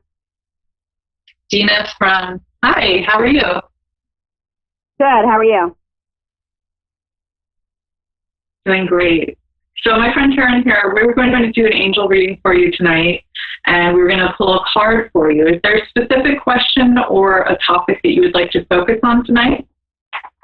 Yes, my love life. Your love life, okay. We can do that. Yes, we can. Okay, I have a jumper, so. All right, a jumper means one of the cards kind of flew out as she was shuffling, and that usually is Spirit telling you to use that card. And it's the angel, Adriana. It says, I am leading you towards the answer to your prayers. Please listen to and follow the steps. I'm communicating through your intuition, thoughts, and dreams. So I don't know if this is the card. So, I don't know if you've been asking about a specific person or just to have someone come into your life, but it looks like that's going to happen for you. And if you have somebody already, I think it's a good positive. Always, yeah. Okay. Does this align, Dina, with what your question was? The person I just met. Yeah, I just actually met someone. Okay. You just met someone. Oh, good one here. Yeah, this is Adriana, the angel Adriana. So it's basically just the angel leading somebody who, I see her leading two younger individuals. And so I'm wondering, are you pretty new in the dating scene, or are you like on your first relationship, or are you just coming out of a relationship? I just am recently divorced since September, but I've been separated for 1.5 years. Okay. So it's I just started to get into vulnerable time for you. Yeah. Okay. Yeah, because I'm seeing that you're being led as, you're kind of starting over or first timing this, because I know that if you've been married before, you've kind of been in this comfort zone, and now you're coming way out of your comfort zone into feeling vulnerable and raw, basically, to this whole dating thing again, and can I trust this guy or whatnot? So that's what I'm seeing with it too. And then Karen just took out the description of the card. Yes. Would you like me to read it to you? Yeah, it says, we have heard your prayers, and we are glad that you asked us for help. Have you been asking for help from the angels? Yeah. In your prayers? Well, they hear you. They hear you. They're listening loud and clear always. And they're going to help you. It says, you may know we can only help if you request our assistance. So if this is a relationship you're really wanting to be a part of, you're going to have to ask for their assistance, and I guess, trying to maneuver around each other and get to know one another, and I think so. Right. Okay. Yeah, and it sounds to me like this is basically just kind of a shot in the dark, where you're just, like you said, just came out of a divorce, and now you're going forward with this whole, seeing people again and having to figure out who to pick, which is a very difficult.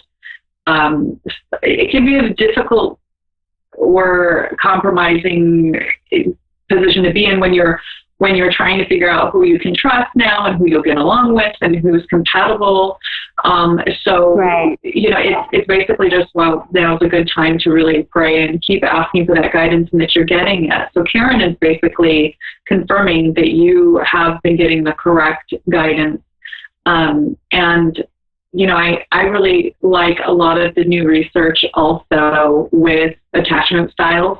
And it's something to really be aware of before you go into your next relationship, to figure out what was your ex-husband's attachment style. Sometimes they're more of an avoiding attachment style. And then there's even like more of a nervous or a nervous attachment style, where people are feeling a little more insecure for various reasons. And then there's a more secure attachment style. So it's really important for you to kind of like figure out and research, what is your attachment style? Going into a new relationship, which one am I compatible with? The avoidant is like the most difficult attachment style to work with, and so is the nervous attachment style. The secure attachment style is the safest for everybody, and it's really good to kind of look at who you'd be most compatible with, considering their experiences through their, like if they've been divorced, if they've been through a really bad, nasty breakup, how experienced are they with others? What is their frame of mind? These are all things, there's so many things that go into choosing somebody. And I think this is what Karen was touching on with the card that came out. She didn't even pull it. It like flew out of her jacket. She was shuffling. And it's really just about asking for that guidance. Sometimes our angels on the earth, are the earth angels, that can be anybody from a good friend to a parent, could be a therapist, it could be your intuitive reader, it can be anybody. It can be you. Yeah. Adriana also is leading two small children up a set of stairs, which is, for safety. So it kind of tells me that it is a new relationship, and so that, nurture it, take your time, and everything should work out just wonderful.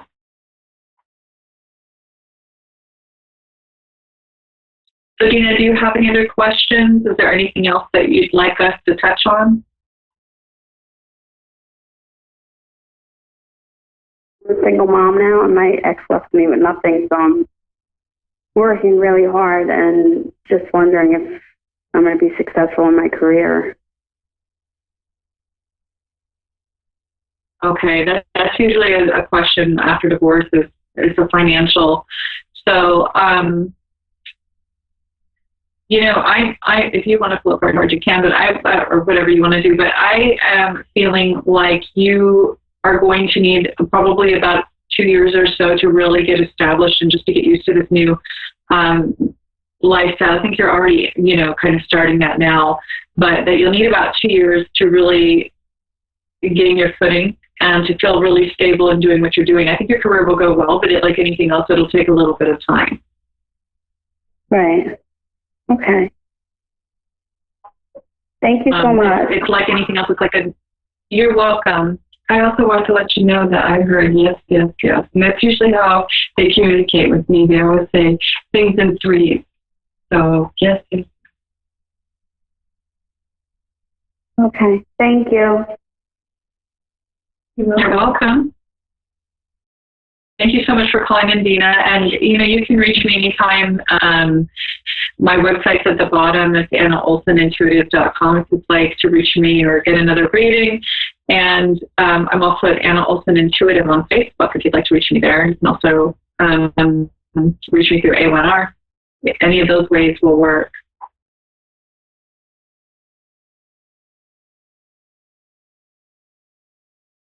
Okay, so basically, Dina was calling in and wondering about her love life. That's one of the most prominent questions that we get as readers. Love life and finances are two really, basic things that people want to know about, or that they are really needing some information on. They need some guidance and these are some really basic things: that love, relationship, connection, and the financial. Those are the two things that make the world go around and really is important in people's lives. So, Karen was leading with this card about how she's been praying and that the angels are helping her, but she does need to seek their guidance and to continue seeking their guidance, and that they will keep helping her. The finance and the career, we got a really positive yes on. Karen got yes, yes, yes from the angels. Things come in 3 from the divine. And I got that it would be about 2 years before it was really well, established that, yes, her career will do very well. So that was a yes for me as well. But just to give it some time, because like anything, it's going to take a little time to establish. So we basically have just gone over half of what we wanted to about Angels, I believe, I have so many questions for Karen. I ask her so many questions. I try to answer them all. She does too. She's really good. So, the other thing that I wanted to know is you were telling me about archangels and how they have been in human form prior. Some of them, and that there's different angels. Can you kind of go over that? Well, I think what you really need to know first is that angels have never been human, and they are the closest thing to God. And God created them first, and they have a complete view of everything on earth in its cabinet. And archangels are different than angels, because angels can never intervene in your life because you have free will. So unless they have God's permission. And then archangels are assigned different things that they do for you, like the Archangel Michael, he's a protector. Peniel is the one who watches over everything beautiful in life, and if you harmony, peace. Gabriel is a messenger, usually known as Gabriel's trumpet. He brought forth a lot of news to people of earth. And Ariel is the light of God. She's always the sweetest. I love that, Ariel. And then Roselle is the secrets of God. So if you're seeking something, she will come through and tell you, guide you. They don't tell you, I'm sorry to say it that way, just guide you to different books, places, people, things that you can look up, everything you need to know when you're seeking on your spiritual path and you have a question. She will lead you there. So that's the difference. Right, and then I was asking you about Ariel because, or is it Uriel? Uriel was fire of God. Yes, when you're on your spiritual path. If you get off, Uriel will be the angel to set you back on your track. Okay. Because I've been working with the angels and asking them for guidance, and I came to you because I'm like, Uriel, I swear Uriel was coming to me, and I didn't know what Uriel's assignments were. And you were saying that life path was Uriel's assignment, and that made perfect sense because Uriel was coming to me and saying, you're on the right track, just keep doing what you're doing. I was thinking about all these different things I wanted to do and all these different paths, and I was feeling like, discouraged, kind of like, am I doing enough? Am I, just asking them. And Uriel popped up again today. I had a clear vote, and that just popped right out there. Right, I thought, that's right. Yeah. And we were talking about the synchronicities, and I not to put like too many people's personal stories out there, but just that synchronicities work very well with the angels because that's one of their communication methods. Yeah. When we talk about synchronicities, we're talking about things happening with numbers. At just the right time, you'll see, like waking up at 2:02, and then somebody being in trouble at 2:02 in the morning. You didn't know until that next morning, and then them being in a hospital bed or the room is 2:02, bed 2. All of those things are happening around us, and it's just about paying attention and understanding that that's they're talking to us in the numbers, synchronicities, even names. Like I had a run-in with Brittany, and that was like, we were just talking about somebody that in your life named Brittany, and we both had a really great experience with somebody named Brittany. These kind of things that are synchronistic, they're just it's too hard to ignore after a while. So there's the synchronicities with the angels. There's definitely just them showing up at the right time in the right way, the right people coming across your path. And it really is because they're God's messengers and helpers, and they help us to do the same work. So when our heart is in the right place, and we want to do God's work, we want to do the work of the higher frequencies of love and above, love and light, they will aid us in doing that. And there's I noticed too, Karen, that when we talk about the angels, and the other day when I was at your house and we're talking about angels and their work, I feel suddenly like I'm on sacred ground, and I don't know how else to describe it. It's just this really peaceful, beautiful feeling, and that doesn't always happen with the synchronicities, but it does happen when people in numbers, when we start talking about it, when we start really paying attention, I feel like it's just so peaceful, and I don't know how else to describe it other than I just feel a lot of love and kindness.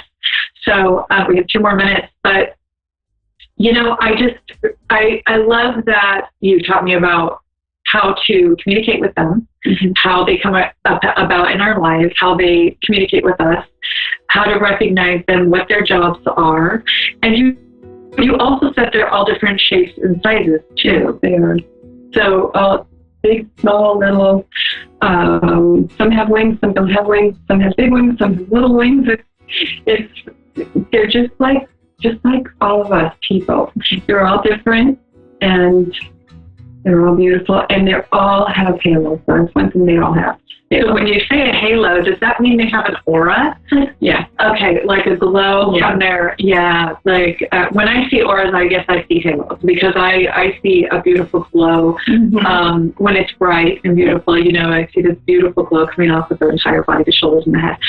So we have to start closing that, darn it. But I love the research of angels. You can definitely go into the study of angels and ascended masters, what their jobs and assignments are. This is a whole field of study that you can go into. It's just like anything else. You can delve into this, and they're scriptural. They're in every religion that I've ever heard of. They are obviously messengers. Most of the time, even in biblical times, they were the messengers. So this is just something you can delve into. I have to close now tonight. It's so sad, but thank you so much, Karen, for being on. I love having you on, and I love talking about angels and love to do the reading today too. Thank you, Dina, for being on today too, and for calling in. I was so glad to be able to touch base with you and communicate with you. I will see you next week here on A1R, Insights into Consciousness. I'm Anna Olson, your host. I will see you next week, and have a wonderful night. Thank you.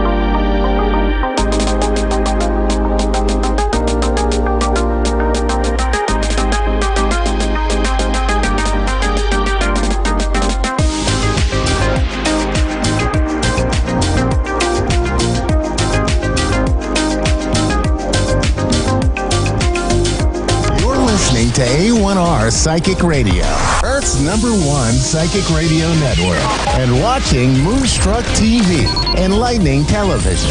Welcome. Time for Gemma Spirit World with Gemma. Live from GemmaSpiritWorld.com. Connect direct. In North America, dial 888-454-2751. In London, 20-3519-2158. In Sydney, dial 02-8488-3147. Or online, contact us through our Facebook page, facebook.com/psychic radio. Or one of our websites, AskOneRadio.com or Moonstruck.tv. This is Gemma Spirit World On A1R, the Ask One Radio Network. Good evening, everybody. How are you tonight? I'm Gemma, your host, and I am glad to be back and talking with you all. My goodness, I feel like I've been away again, and I've actually would like to just share a little bit of my journey in the last probably fortnight. The 13th of February, it had been 32 years since my car accident, where I was, that's basically where I had my accident in New South Wales. And so, yeah, 32 years without walking. And last week it was my birthday, and I decided to go back to the hometown of where I had my accident. It's been 28 years since I've been back to my hometown in Lithgow, New South Wales, in the Blue Mountains. So I decided to take a whole week off and to really go back and see more. Obviously, I was only 6 at the time when I had my accident, so it was really nice to go back with fresh eyes and to really live in the moment of driving around. I actually drove all the way down from the Gold Coast, so it was an 11-hour drive. Did it on my own. It was a calling that I've had at the beginning of the year, to see my accident site, to see the corner that it happened on, and it was obviously, I think it was more emotional going back to my hometown, seeing family, seeing friends I haven't seen for a long time. But it was something that my soul needed, and something that I've taken a while for me to accept, having a permanent disability. And but it felt good. It felt good. I had this freedom of travel. I had itchy feet to get back, and it was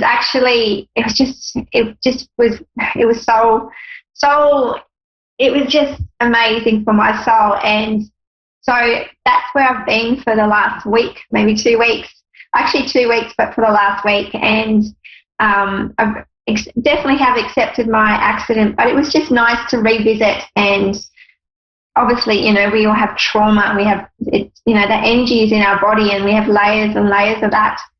And I just really wanted to have that shift, and things that I don't realise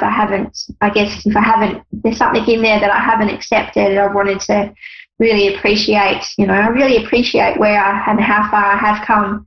So, and, my life wouldn't have been the same if I hadn't had my accident. So, that's been my whole week, and it's been really nice to just connect but really live in the moment and take in everything in. And yes, it was emotional, but it was so gratifying that it was exhilarating, and it brought up lots of emotions that I was able to express, release, and I guess move on into the future to see what else the future holds for me. So that's been my week. I've actually got back into work this week as well. So I'm really excited. Tonight I'm actually hosting my first event at work, delivering spirits with a big group. I have done like morning teas and, had people, groups in the morning, but it's really nice to, do it at night time and be part of something that's, going to take off. I can see it's going to open up new doors for myself. And it's also about connecting loved ones to people as well. So I'm really looking forward to tonight. I'm actually really super hyped up and can't wait. So I know that I've had a big week with spirit loved ones around me, so they are more than ready to get into the action of it. So that's my big week of traveling, soul searching, and yes, we're ready to connect. So we're going to tune into Dave's up. names. Sorry, I'm really bad with names in Florida, USA. The Hello. Devetta. Yes. Everyone calls me Gail, but my first name is Devetta. Lovely name. I was a bit unsure, but it has lots of strengths about it. I reckon you're the kind of person that has a lot of strengths, and whether you realise you have a lot of strengths about yourself. Thank you. How can I help tonight? What areas would you like me to look into? Really, more relationship and finances. Yeah. Yes, okay. So with relationships around you at the moment, actually what I'm seeing for you is that there seems to be, is there lots of discussions going on about in your current relationship at the moment with your partner? What I'm seeing is something going back and forth, and I feel like there's lots of issues have been has been aired, but also been, discussed, but also lots of things have come to the decision makings have been big lately. Does this resonate with you and your current partner? Oh, you said what? That's what I'm trying to find out. If it's even for me. Okay, so that must be someone else that's around you at the moment. Are you in? Because what I'm saying is, I have someone. The energy that I'm tuning into, I have this energy of two people, and I see that there's been big decisions in going forward in the relationship. I feel like there's been lots of ups and downs, but I also see there's some kind of big commitments that's about to happen, but there's also been lots of disagreements and issues in regards to trust around commitment. Does this resonate with somebody around you? Yes, okay, so that's what I keep seeing. Also, have you been I'm going to say the third real meaning that you've actually helped out the other person, in supporting. I feel like you've supported both of them, though, in the way that you're there for both of them for this relationship. Yes. Yeah, and what I keep seeing, I see that children are involved. I keep seeing, not children, but I see children, but I keep seeing there's one child involved. Is that correct as well? Yes. Yeah, okay, so I've got the children on the side there. I just see one little, I see a girl, but I'm not, sometimes I get mixed up with the energies of different sexes, but what I'm seeing is that there's been that commitment of, and I feel like it's been more that the male energy, so the male partner, hasn't been committed. It feels like there's been some trust issues around the female.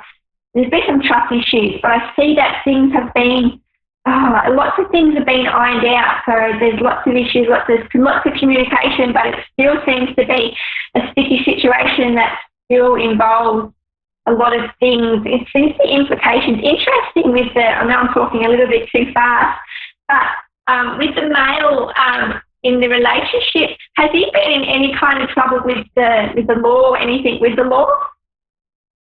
Yes, he just got out of jail last Friday, and I went and picked him up in another state from some old issues from a previous relationship. Yeah. Yeah, and that's what I keep seeing. I keep seeing the jail bar, so that's why my question was asked. And it also feels like, a sense of freedom, but he's also still really trapped, and I feel like he's still really trapped in his mind in regards to a lot of things. And I see that the young lady involved, she still hangs on. It's like she still hasn't given up on him, given how much he's actually gone through. But I do see this child involved, but I also keep seeing that, I also see there being a commitment issue as well. And I know that what I keep seeing with the female is that she wants to, would like things to move forward, and I still feel like that he's still a bit stuck in his old ways, or even stuff from his past that's holding him back. Does that resonate with you with what's going on in their relationship? Yes. Because Yes. one day he seemed to want to go forward, and the next,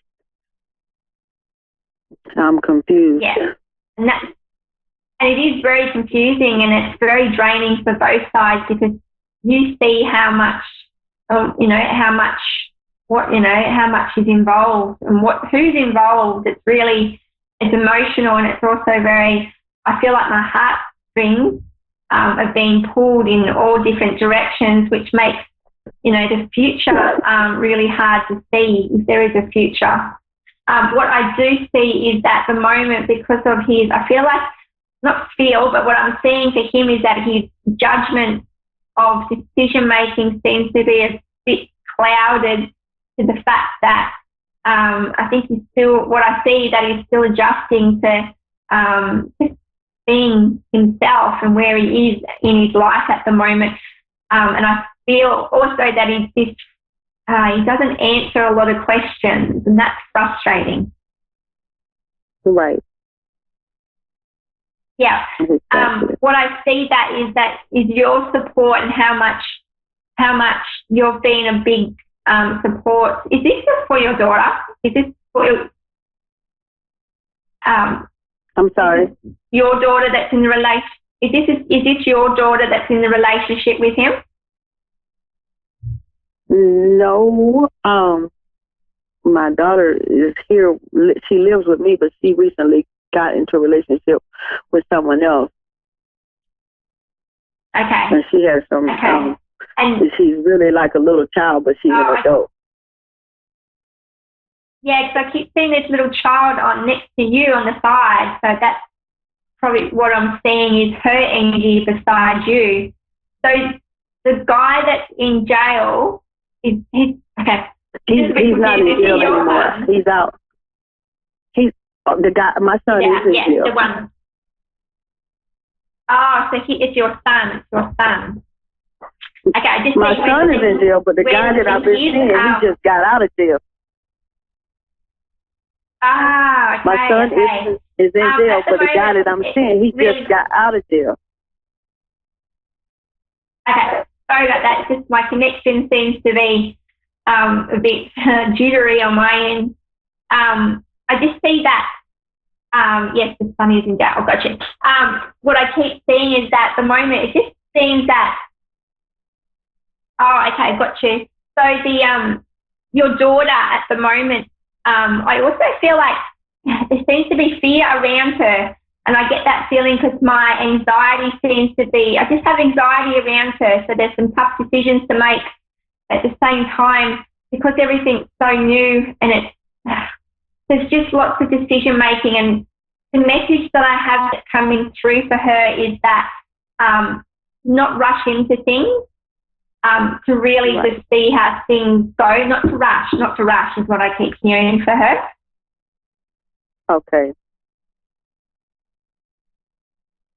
I also see that I've got number 11 around her, so whether she can resonate with the number 11, but, it's also, I know that it's like she's got such a big heart, and she trusts too easily. So at the same time, just go with her intuition.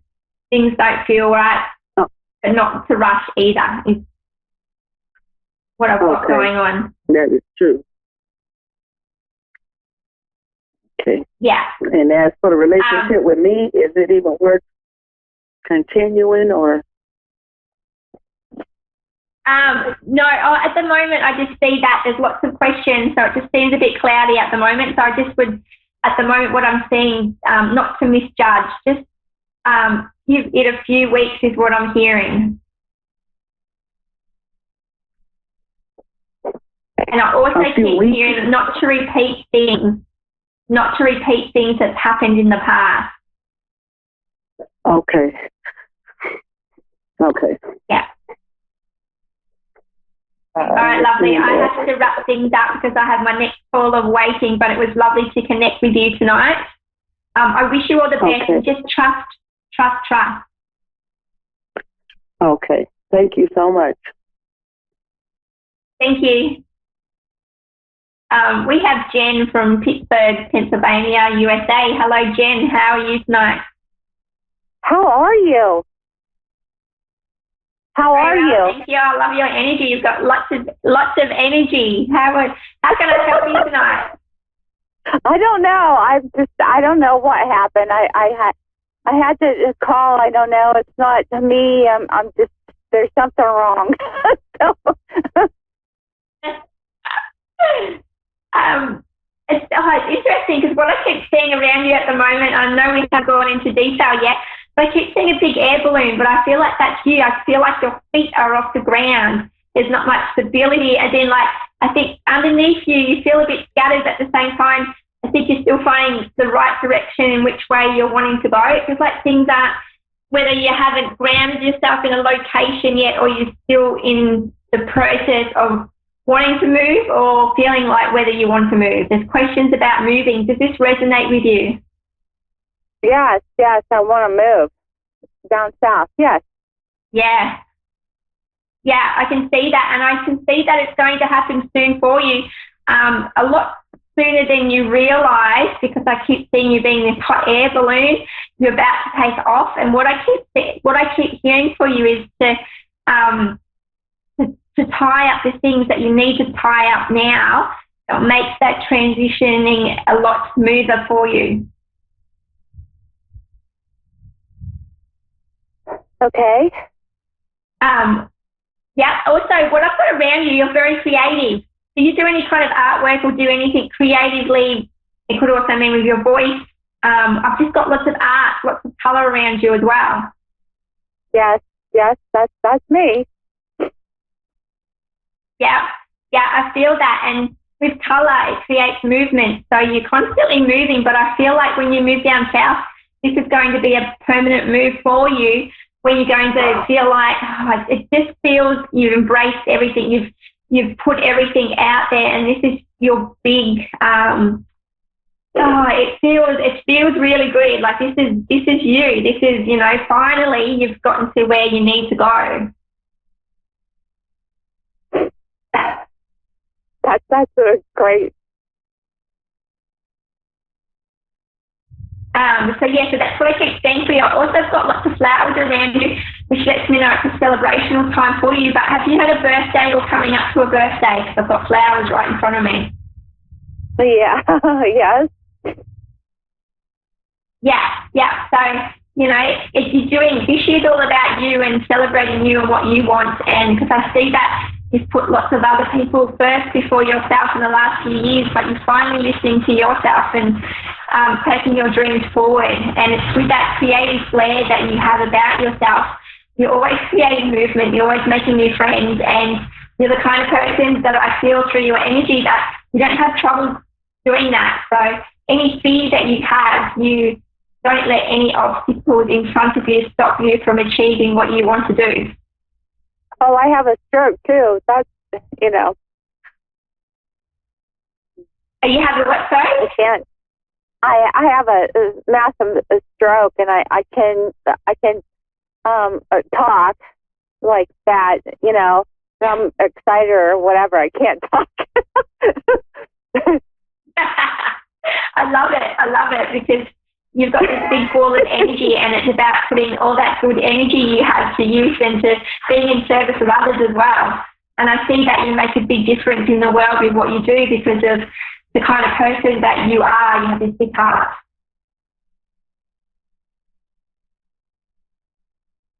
Okay.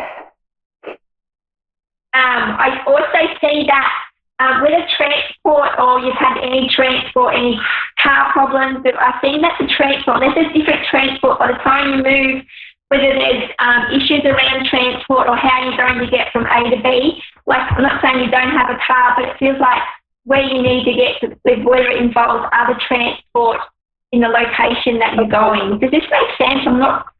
Does this resonate with you about the transport in regards to the new location that you're going to? Okay. I want to go to south. I want to go to the south and whatever, find out genealogy, and I want to meet new friends in my existence, and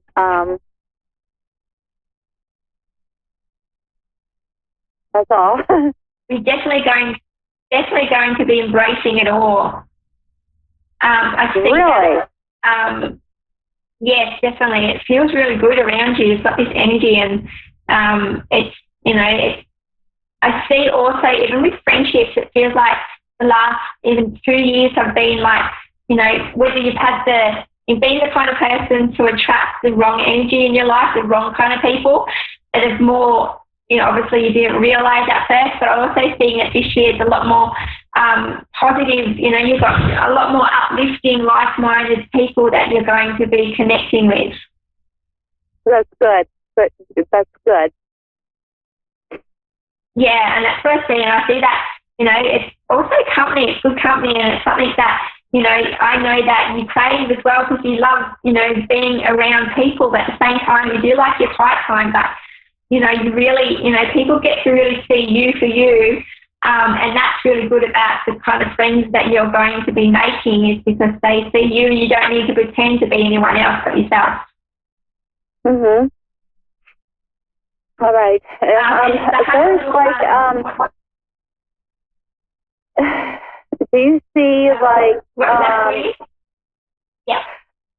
Did you see he shot himself? Is he around? Sorry, who was that? Sorry, a loved one, did you say? He shot himself. Is he around? Sorry, my connection seems to be bad. Wait 1 second. I did not hear the question.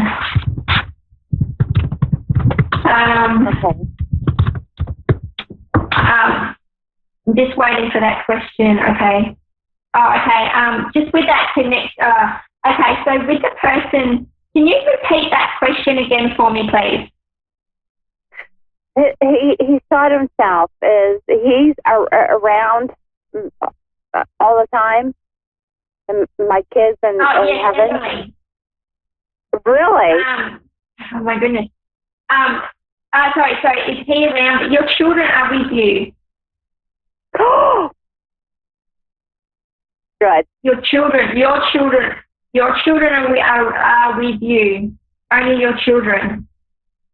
Okay. All right. That's your good. children, you know, what I keep seeing lots of animals around your children, but it's interesting, do you have 3 children that have I have 3 children, yes. And 2 in heaven. But I keep seeing 3, okay, got you. What I'm seeing for you is that I see an older lady, okay, sorry, I'm getting just confused. I've got children everywhere, and what I'm saying to you is that there's an older lady around, and when I see her, I keep seeing the colour red. Whether this older lady, and I keep hearing Nan, whether it was your nana, but I keep seeing the colour red around her, whether she likes the colour red or white red roses, because I'm really drawn to red, yellow, red, and I think of red roses when I... Hello? Yes, I'm here. Yes. Yes. Yeah, can you resonate? Call with my grandmother. With your... Yeah, that's what I keep seeing. That's what I keep seeing around your 2 children. And I keep seeing the colours red, so they're very much looked after, is what I keep seeing. That's I keep seeing little birds, so they're having a lot of fun, and they're around you a lot. So the energy is around you as well. They are around you is what I keep seeing. And what I keep seeing is that I keep hearing the little birds, whether you hear lots of little birds around you.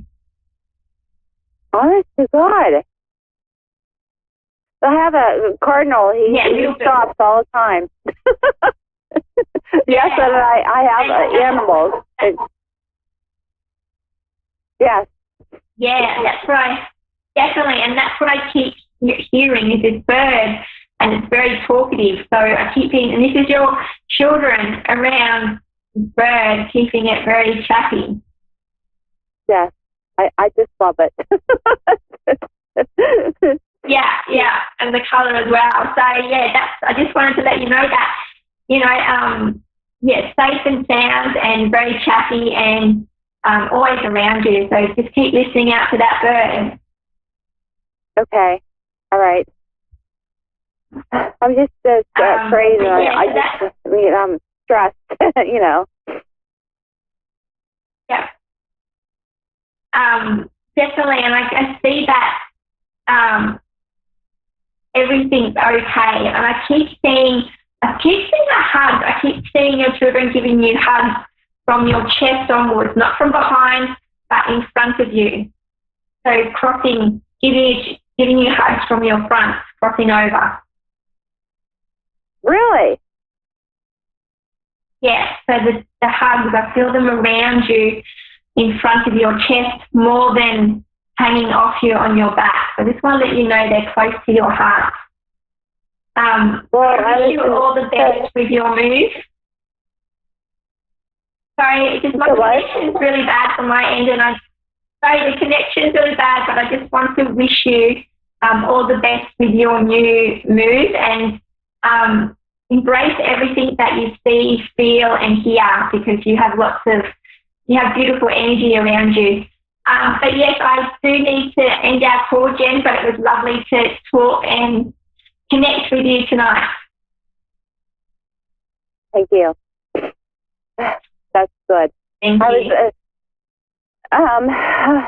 My bed, and there's like a kiss, and I think that was Mark. Probably. He saw it himself. That's why I was asking. Is that him? Yeah. It's I do feel that. Yeah. Okay. So all is well your way. Just keep looking forward is what I'm feeling. Okay.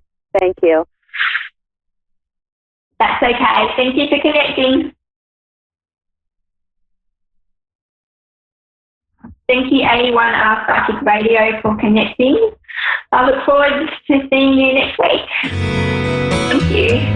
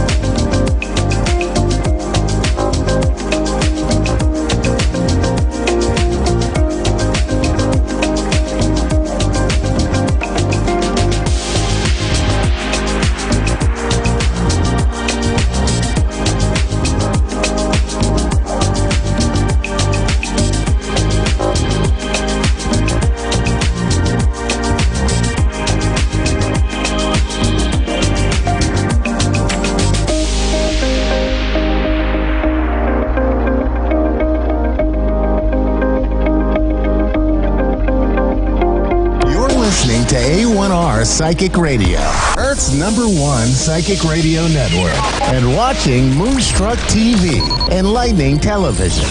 Welcome. Time for Your Time to Shine with Julie Yeager-Walker. Julie Yeager-Walker. Live from Wings of Souls with Julie.com. Connect direct. In North America, dial 888-454-2751. In London, 20-3519-2158. In Sydney, dial 02-8488-3147. Or online, contact us through our Facebook page, facebook.com/psychic radio. Or one of our websites, askoneradio.com or moonstruck.tv. This is Your Time to Shine on A1R, the Ask One Radio Network. Good evening, everyone, and welcome to Your Time to Shine, a radio show designed to help you explore your own divine gifts. How is everyone doing this evening? I hope you are all well. Thank you so much for tuning in to My Time to Shine, Your Time to Shine, here on A1R Psychic Radio. So I want to touch on a topic tonight, just briefly, foundation. Foundation is everything in our life. And when that foundation is stripped down to the core, stripped down to where you find yourself on your knees saying, I surrender, only then do you find your true meaning, your true gratitude in life. So what does that really all mean? So what that means is, as we are going through life and we are learning all of the things that we came here on earth to go through, to explore, to achieve, to learn, we hit bumps and hiccups, and sometimes we just get flattened. And everything about our foundation. Now, our foundation it's our relationships. It's our money. It is our family. It is our work. It is our livelihood. It's our homes, our kids, our grandchildren. All of this tied up in who we truly are. All the things that make us who we are. And so sometimes in life, you may have one of these things kind of go topsy-turvy. Maybe you lose your job and you think, okay, well, that is really turning my life kind of inside out, and I don't know what to do about that. But if you get 2 things, 3 things, then you go, whoa, wait a minute, what is going on? Your balance, your whole life, what you have deemed as your foundation and your life and your structure, now a lot of these things are in turmoil, and you are just going in circles. You don't know what end is up. If you get more than that, that's what we're talking about. You get 5 or 6 of those, that's what we're talking about, stripping you down to the foundation, to your core of who you are, of your belief systems, of what you deem the most important things in your life. So what are they again? Okay, they are family, they are relationships, they are work, they are money, they are your emotions and your core values in life. And when all of those things are in turmoil and going out of control, that's when you find yourself on your knees, surrendering and saying, universe, God, spirit, whatever that presence is to you, you are there and you are saying, I surrender, I need help, I don't know what to do in this situation. And it's only at that point that you really realize what are the most important things in your life. You have been stripped down to the core to make you understand what is important, who is important, and the gratitude that you can find. And believe me, when you are stripped down to the core, to your foundation, trying to figure out who you are, trying to rebuild your life, only then do you realize what true gratitude and immense gratitude is. So, a lot of people go around and they say, oh, be grateful for this and be grateful for that. Yes, absolutely. But take it from me in a personal experience that you don't really know. I don't think many people really know true gratitude until you find yourself in that situation. And then you go, I get it. This is really, truly what I am grateful for. And you hold on to those things really tightly as you start to rebuild, as you come out of the whirlwind and things start changing and turning around. And a lot of those things, seemingly happen around full moons, right? Things start getting kind of squirrely around full moon, Mercury retrograde. Those things are made to make us stop and think and evaluate what we've gone through, what we've done, and take a look at what we have coming up in front of us. Okay, that didn't work, so let me try something else. Let's try this. Let's try that. It is a test of wills. It is a test of strength and power and achievement. And those things, they're not. You're not saying that in an ego-based mind where you think you're better than everybody. This is in pure gratitude, self-awareness, and humbleness that you're saying all these things. So it's a pretty powerful thing. So if you find yourself in that situation, in those situations, take a moment and stop and really look at what you are grateful for. I mean, what is truly, truly important to you? What is truly going on right in your life? And be thankful and grateful and praise those things. And then you'll see little by little by little by little, things will start turning around and going in the right direction. And you have to be mindful. You have to be proactive. You can't just ask for something and expect the universe to provide. You actually have to have momentum and action going forward to get you to where you want to go. So, foundation, really important structure of our life. And again, when it is in turmoil or has been turned upside down, it can be really humbling. But just know it's not going to be that way forever.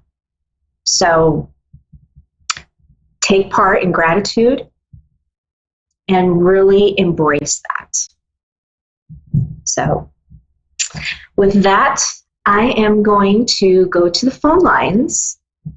And we have Colleen in Western Australia. Good evening, Colleen. Welcome to Your Time to Shine. Hi, Julie. How are you? I'm fantastic. How are you?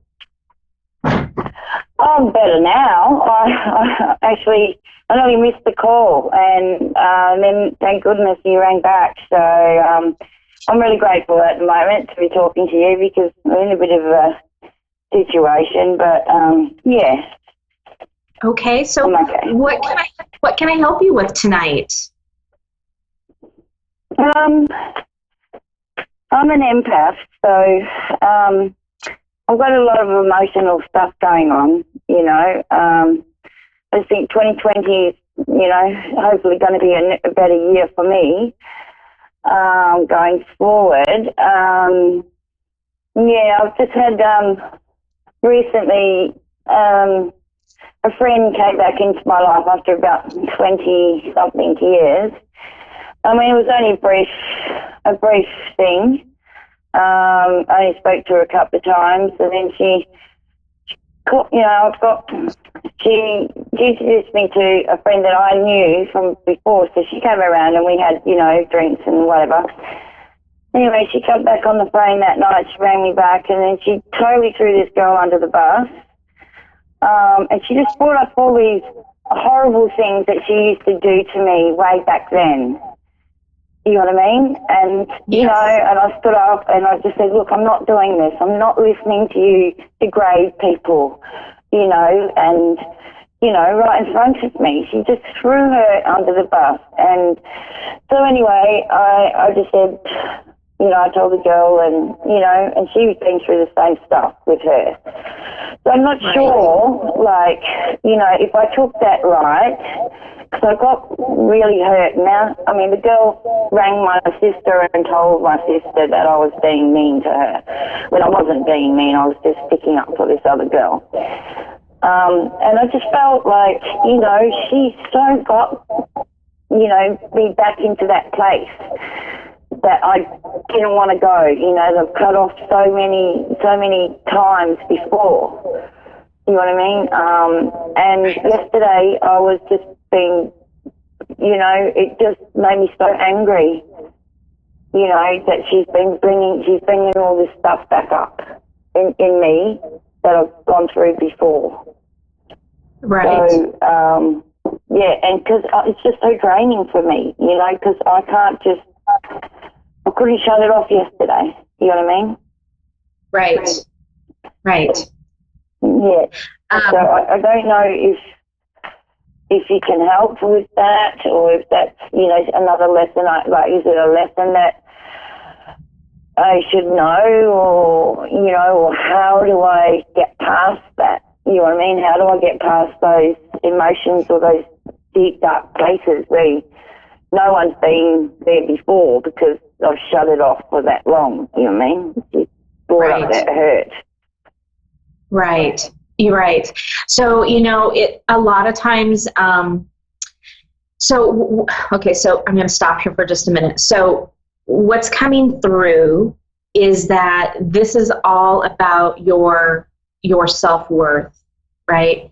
So it's everything about what's going on with you right now.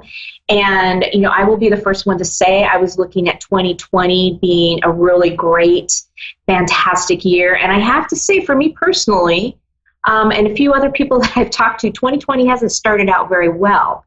But I feel like there's a momentum coming, right? I feel like March is really bringing us through to through change and pushing that momentum through. So, you know, by late spring, early summer, things are really going to start flowing and falling into place. And this is what I'm being shown for you as well. This person is so everything happens in our life for a reason. I'm sure you know that. So this person coming back up into your life is to bring forth awareness to you about things that you need to heal around this, because this person has been gone and out of your life for some time, and now all of a sudden has shown up. And it's bringing back all those old wounds, all of those hurtful feelings and things like that. And it's a time for you to stop and go, okay, what is it that I need to know? And what is it that I need to learn from this? Because there is a very big message for you in this. Part of it being self-worth and how you talk to yourself, right? When people come into our lives, they are like a mirror of how we view ourselves and how we talk to ourselves. So the fact that this person is coming through and, you know, being hurtful and terrible and things like that, it's a reflection of us to stop and say, okay, why am I not being kind to myself? Oh, spot on. Honestly, I'm a self-feeder. You know, when I get into that kind of situation where I feel hurt and stuff, I'll go and beat myself up. Right. You know what I mean? I don't, you know, and, you know, like my husband's aware of all that, you know what I mean? Like me doing that. And it's really hard. I'm so hard on myself. You know what I mean? But I felt really good by saying, no, I'm not putting up with that. I'm not going back to that time where it was physically hurting me that much that I locked it away for that long, you know? And I'm scared of unlocking those things way back. That's right back, you know what I mean? That, you know, that's hurt for so long that I've hidden it. And now it sort of came forward for me, I guess, to obviously to say, okay, it's time that, you know, you were good to yourself because you are a good person, because I was always there for her, but she was always not. And she was always nasty and horrible and stuff like that. And I'm not like that. I'm totally different than that. you know. Right. I'll give you the shirt off my back, you know what I mean? I'll give you the food out of my fridge. I'll give you a room under my roof, you know. It's just, she just brought up some really, you know, places where I don't want to be, you know what I mean? I don't want to go there, you know. Right. And I thought I'd dealt with it. Right. So again, it's you know, I understand the humanness aspect of this and how this person is treating you and how it's making you feel. But what's coming through to me to tell you is that this person has been brought in to show you some things that you need to heal about yourself. Because you are an empath, you give and you give and you feel so deeply. And so it's bringing into awareness of how you, so outwardly you give to everybody and you do for everybody, but what are you doing for you? Yeah. What are you doing to give back myself to you? up? Yeah. Right. Yeah. Well, So I'm just really beating myself up. That's it. Yeah. Exactly. So this is an awareness for you to say, no, stop. So just like you were going to tell her, no, stop. Don't do that. I don't deserve this, right? You need to tell your own personal self that. You need to tell your, what I would call your inner child, right? Your inner child right now is having a temper tantrum. And she's not very happy. And so you need to be able to say, look, I understand what you're going through. I sympathize with you. I empathize with you.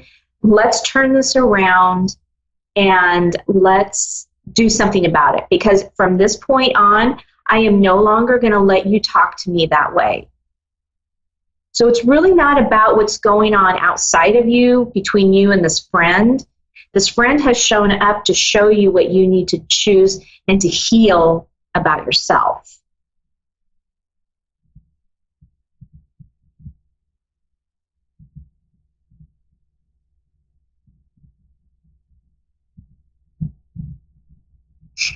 Colleen, are you still with us?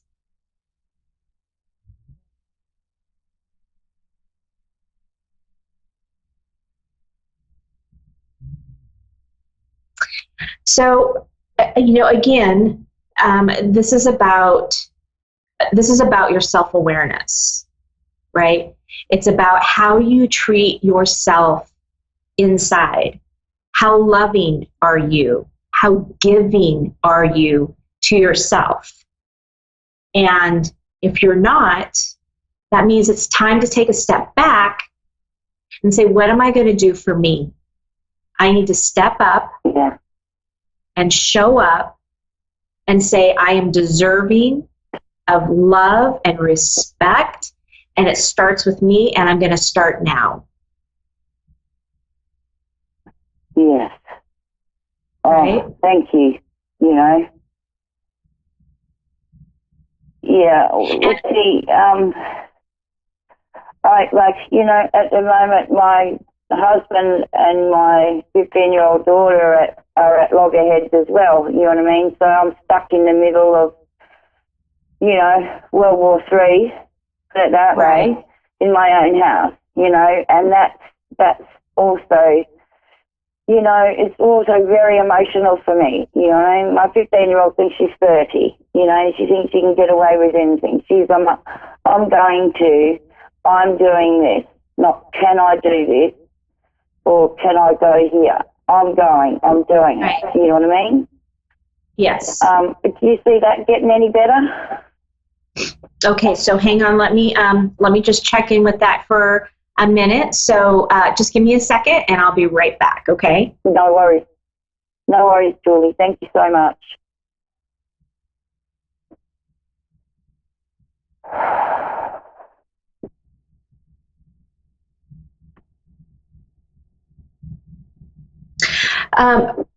Okay, so what I'm getting is that your daughter right now, she's going through that period that every teenager, you know, anywhere from, you know, like 12 years on up to about 16 they go through that where you're right. I mean, they think they know it all. They're going to do it all.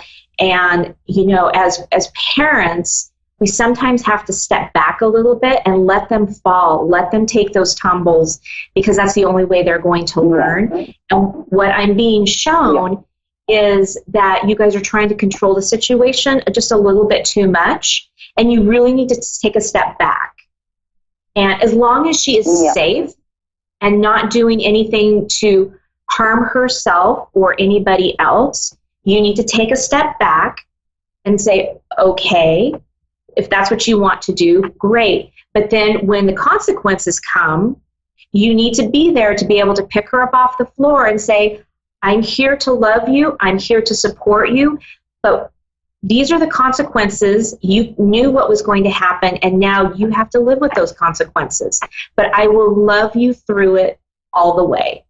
And that is the best way that we support our kids, right? And as parents, it is so hard, but I am being shown that this is the way your daughter learns. It's like she has to learn on her own. You can tell her over and over and over again, you can offer advice, but until she does it and experiences it herself, she's not going to understand and she's not going to learn.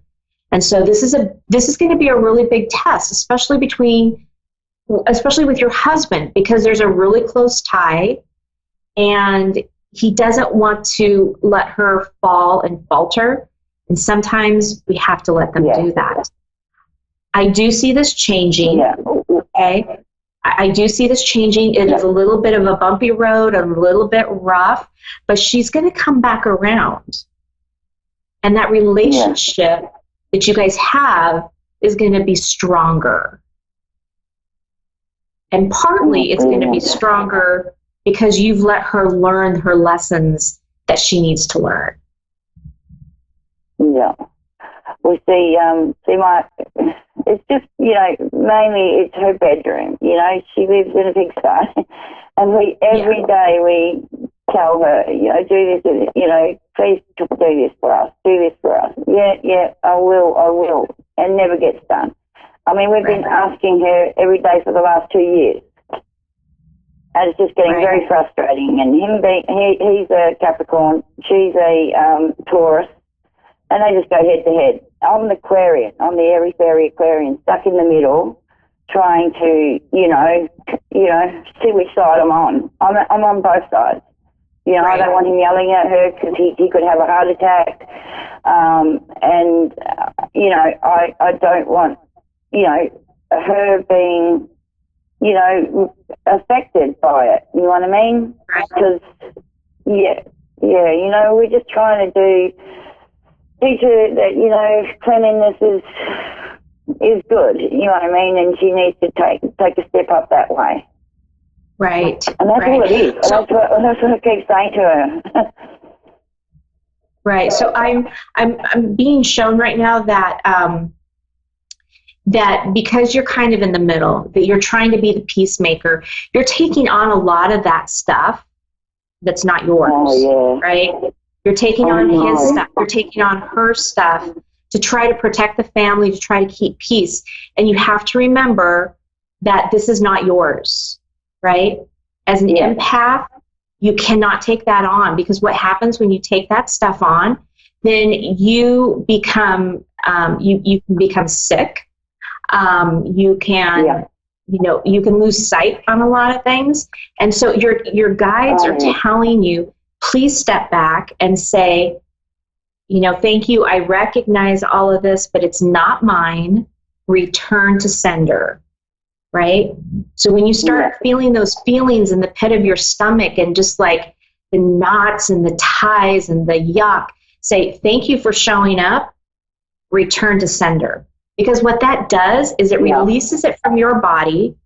It takes it back to where it came from, not in a bad way, but just so that that person can be in awareness of what's coming back to them on a subconscious level. Yeah, I think this goes back nearly to the same thing that we're talking about before with my old friend. Hey, it's these emotions that I shouldn't be taking on. You know what I mean? I have to just protect myself from that and just say, hey, I'm not going to do that, you know what I mean? Or, like you said, return sender. Yeah. And it also it's very too hard much, as you know an what I mean? empath. Yeah, it's very hard as an empath not to take all that stuff on. But you have to remember what is yours and what isn't yours. Okay? That's a huge thing. That's a huge thing for you right now, is being able to separate what is yours and what is not yours. Because if you can separate those two, then you're going to find other things in your life are going to be coming a little bit easier, a little bit more smooth running. Even if there's chaos around you, you'll still be able to manage that, right? So if you have to, if there's these big blow-ups in the house, if you have to, go into another room, close the door, take some really deep breaths, and regroup, and then go back out. Yeah, I usually, come and sit with my animals. My animals usually ground me a lot, you know what I mean? Or maybe they take some of that away from me, I don't know. But, sometimes it gets me that low that I don't want to be here no more. I mean, just stupid little things like that. Those emotions that can get so hard to deal with that sometimes I just don't want to be here anymore. Yeah, I know. How hard it is. I know. So, Colleen, Colleen, we're coming down to the last few seconds of our show, and I'm going to have to say goodbye. So I hope that our conversation has helped you and find some peace and comfort in what's going on around you. It has, honestly, because I just needed that. I just needed to hear that. Good. Well, perfect. Well, you have a fantastic evening, and thank you so much for calling in. And thank you. Thank you very much. Well, that does it for us this evening. Thank you so much for tuning in. If you want to reach out to me, please do so on Your Time to Shine Facebook page. You can also reach me at Julie Yeager Walker Medium Facebook page or www.wingsofsoulswithjulie.com. Have a great week, everyone.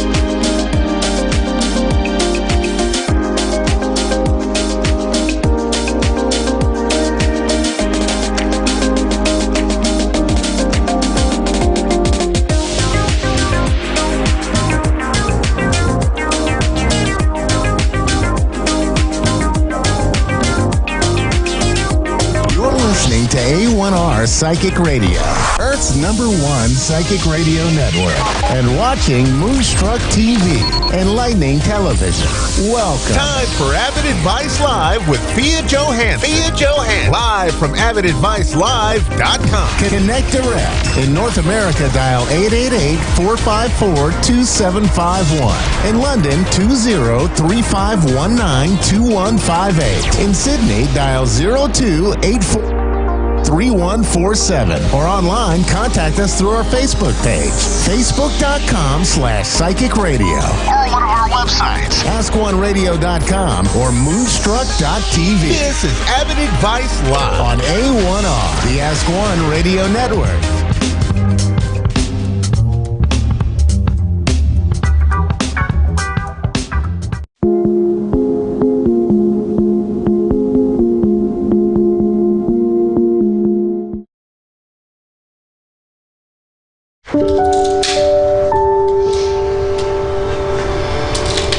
There is somebody's mom here. She directed to you right now. Fia is actually channeling my mother. I have her right now with me. She passed away 3 years ago. She says, "Forgive me." Hearing from my mom was amazing. What she told you before, 3 days before she passed? That she loves me and that she'll see me soon. She's directing me another woman in the room. Please. My grandmother was my mentor growing up. There's two women that directed by her right now. You and her. She's talking about the man that she was concerned, and she's still concerned, and she asked for forgiveness for that man as well. The man that she brought forward to forgive, that's my brother. She's telling you to stop being weak. Bring more confidence into your life. You know, we're all at different points in our lives. We've all been through different experiences, traumas, excitements, joy. She's proud of you. You're quick on something. You stopped something that was very hard for you to do. You wouldn't think that 10 years ago that I was addicted to drugs. She says, "I'm proud of you. Continue." I never stopped asking the universe to show me the way. She's talking about your pain. Let it go. I don't have to have that story anymore. I don't have to hold on to the story of my pain, of my past, of my trauma. Today, I can let it go. Let it go! She said, "Can you forgive me?" Yes. Say goodbye to all things that could stop you to succeed, to feel good, to connect with your soul. Say yes high. Yes. Loud. Yes. Louder. Yes. She's asking you, can you forgive that person? She's directing someone else. She's directing a man. She's directing someone. Can you forgive that person? Can you forgive that person for her? Loud. Yes, I forgive him. Why you do forgive him? She want to know. I forgive him for myself. You are worthy enough to do everything for yourself. Not for anybody else, for yourself. I know that takes a lot from her, but she gives. And she gives and she gives. She's asking you to be strong, to be powerful, to be connected to your soul. You don't need anyone's affection and approval to be perfect. You are already perfect. Believe in yourself. Yes. Just say, yes, I do believe in myself. Yes, I do believe in myself. Louder. Yes, I do believe in myself. Louder. Yes, I do believe in myself. And I believed in her. We're all from Brooklyn, New York, so there was a very Jewish Italian community there where people's homes were open and they would intermingle and share their faiths, share their food. She's talking about backyard. She's talking about the trees. She's talking about dishes. She's talking about the chicken. She's talking about the chair. She's talking about everything. Please direct her what she's trying to say. Nana's house. Nana's. My mom's house. We all lived together. I mean, they lived there. with my mom and my dad. They were always together. We were always together, always cooking. She actually made a better chicken parmesan than my mother. Yeah, hers was better. But don't tell her that. Yeah, don't tell my mom that. Don't tell Nana. There is a power in sadness. There is a power in pain. And the power comes when you overcome it. Talking to her really, really helped me, I think. It's definitely gonna kind of just clear my mind of all the negative thoughts that I had.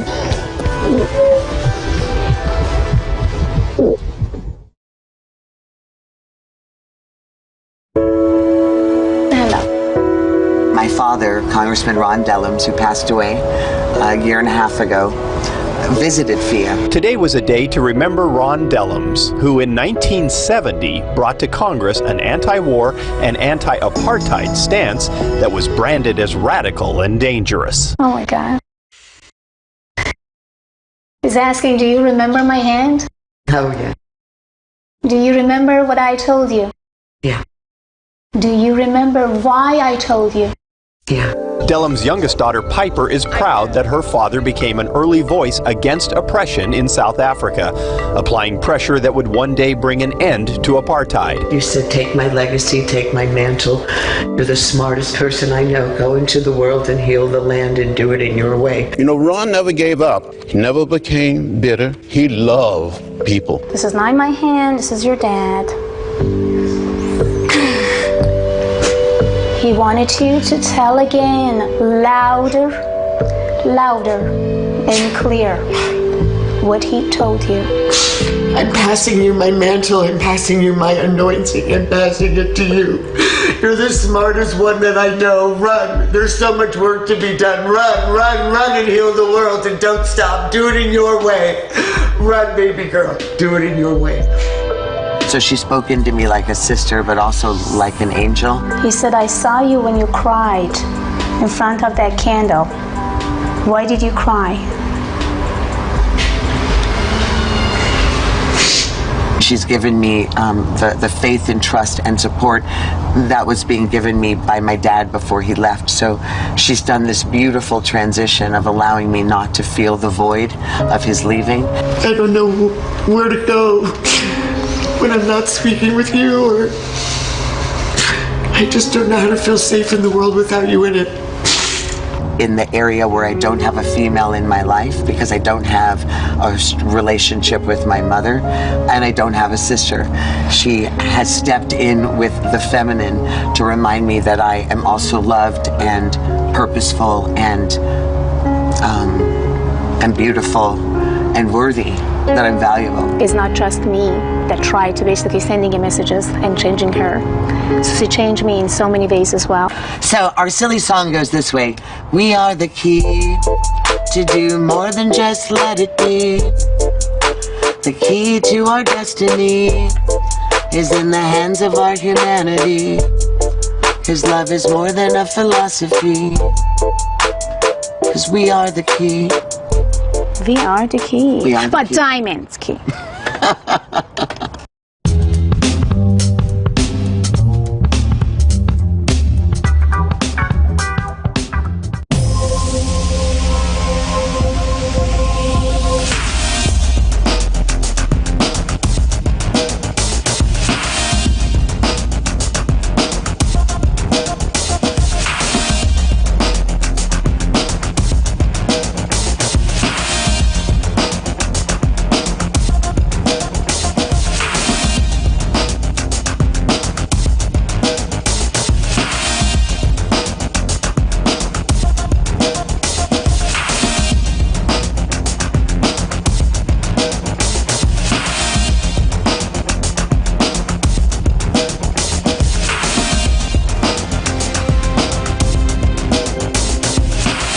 To Times Square today. I am your host, Greg Roulette, and I am very excited for our next guest because she is known as the Persian Medium, the subconscious mind surgeon. She's a motivational speaker, clinical hypnotherapist, and celebrity psychic medium. This is going to be a fascinating conversation with my good friend, Fia Johansson. Fia, how are you doing? Welcome nice to the show. Nice to meet you. Thank you. I am so excited to talk about what you've been up to because you've been getting some major attention lately, some amazing work with law enforcement. You've recently been featured in Forbes, Wall Street. Like, what's going on? Like, let's just start there. What's been happening with you? Yeah, I'm shocked too, to be honest with you.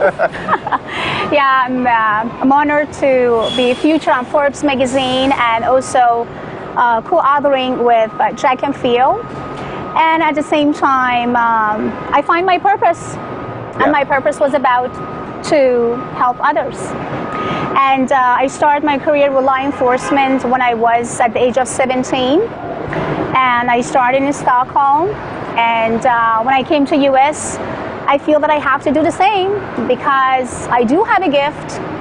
I could help people, 1 million of them worldwide. Yeah. And why not? They need me and I need them to make them to feel good, relief.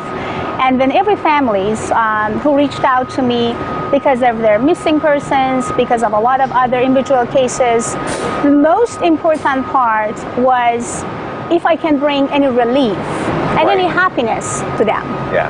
Which for me was a blessing when I could feel that I could at least actually give them some closure for their thought, their emotional feelings, and then, you know, connection with themselves again. Exactly. Yeah, families, we need a lot of that right here, right now, today. Why do you think this is all happening now, right? Was it a certain case? Was it just you saying, I need to break? Like, why is all this attention coming your way now? The books, the media, the new business, like, why now? I've always been around media. But this time, because of a couple of cases that I can't mention because of the security reason, I've been very known, and those cases been kind of huge cases, and Forbes got attention. That was a blessing. Yeah. And that was a feeling actually that I had, and then they reached out, they want to feature me, and then after that everything, and I'm actually going to be featured on Wall Street Journal in July. Wow. So I had a interview with iHeartRadio today. They reached out after they saw Forbes, and it was amazing. People ask me, are you just finding missing people? Or are you kind of like just working with the law enforcement? No, I don't. I actually work with individual cases with people, like when people wants to talk to me and communicate with me, ask me about anything and everything. Yeah. It could be their love life, it could be their investments, it could be any other type of the cases, like as a business entrepreneur that they do have. So that's what I do, actually help them out. So when does someone seek out a medium? At what point in their journey, whether it's for a missing person, for a loved one, for like their own life, when do they seek you out? Are you the last resort to help give me closure to the case, or are people starting to really see the value in bringing you into a case early? Definitely when all the cases are starting, so they know already about like what's going on around that case. But sometimes it's very hard to put all the puzzles together to find that specific person or that specific crimes. So that's why, especially cold cases, so that's why when I came in the middle, I'm receiving those messages, I'm connecting, and at the same time, I help them to put more puzzles together and more communication with people, and that would make them to succeed faster. Now, is this something that law enforcement has been using for forever? Is this something new to them? It's not something new. CIA actually used psychics for so many years, and also other law enforcement also using psychic. Google using psychics, and but it's not every person. So you have to have a talent, you have to have a gift, and they are not a joke. If you are not deliver, if you are just pretending or acting, nothing good is going to happen. So you have to have the gift, you have to have a talent, and they want to see the proof and test. Yeah. And believe me or not, you know, I think and I believe so strongly, law enforcement, they do have some psychic abilities by themselves because they knew what's going on, but they're not really believing in their inner voice or their thought and subconscious until they get in connect, example, with me, and I'm just like, well, you already found it, but you pass it down. Why? Because you doubted about it. So we do all have. We are based on energies. We pick up energies. We're receiving energies, but we have to listen and we have to connect with that energies. What do you think it is that makes you unique? Like, why do they bring you in for these cases? Because I'm stubborn and because I'm telling law enforcement what to do and not to do. And if they are not listening, I'm getting out from the room. and they know me.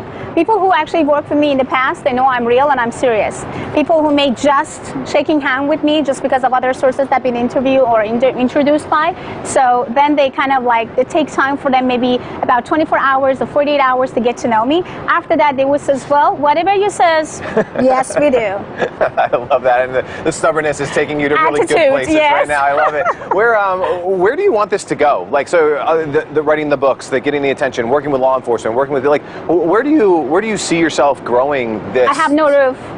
There's no roof for me. And as long as I can help other people, that's exactly what life is. I mean, I think I do have a gift just because of one purpose. Just be there for people and let people bring love and happiness to you. And as long as I know and I feel and I breathe, I would love to help as many as I can. So people who want to talk to me about their personal issues, because I'm a clinical hypnotherapist too, so I'm removing addiction, any type of addictions with hypno. Yeah. I'm also actually having master degrees, psychologist master degrees from actually University of Stockholm.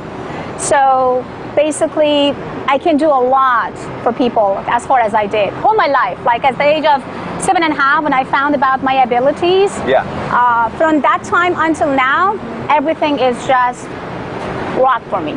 I love that. Now, this is a fun question we ask everybody on the show. If you could go back in time, right? So whether this is you just starting your business, maybe it was when you were young and you found out these abilities. If you could give yourself a piece of advice, knowing now what you know and where this is taking you, what would you tell yourself? Be your own leader. Lead yourself and always be yourself. Never try to pretend to be somebody. Never try to change yourself just because someone or somebody or some country wanted you to be. Bring your unique personality, tap into your talent and energies, and just bring inspiration to people. When we are sending love and inspiration, we are receiving the same. Yeah. So just be yourself, be happy, and be thankful. I love that. Now, if someone is watching this right now, and I know they are, and they're like, I need a Persian medium in my life. I need her to help my organization. Like, where can they learn more? Where do they see how you can actually help them? Sure. I do have a platform named Avid Advice, A-V-I-D, Advice, avidadvice.com. So people can reach out through my avidadvice.com platform. I do have Instagram, Persian Medium, basically. Just type Persian Medium. Love it. I have over 1,200,000 followers already, so I would love to have more followers. So, and also avidawakening.com is my place in Corona del Mar, Newport Beach. Okay. But right now the waiting list is about like February 23rd, 2020. But people who would love to meet me face to face, I would say go to fiona@avidawakening.com, send an email, and I will be there for you in no time. Lots of different ways to learn more, lots of different ways to contact you. Please reach out because she can help you, whether it's getting closure or learning more or getting that insight into what you need to know. Fia, thank you so much for being a guest here. Thank you so today. much. Thank you. Definitely. And we'll be back with more from Times Square today in just a minute.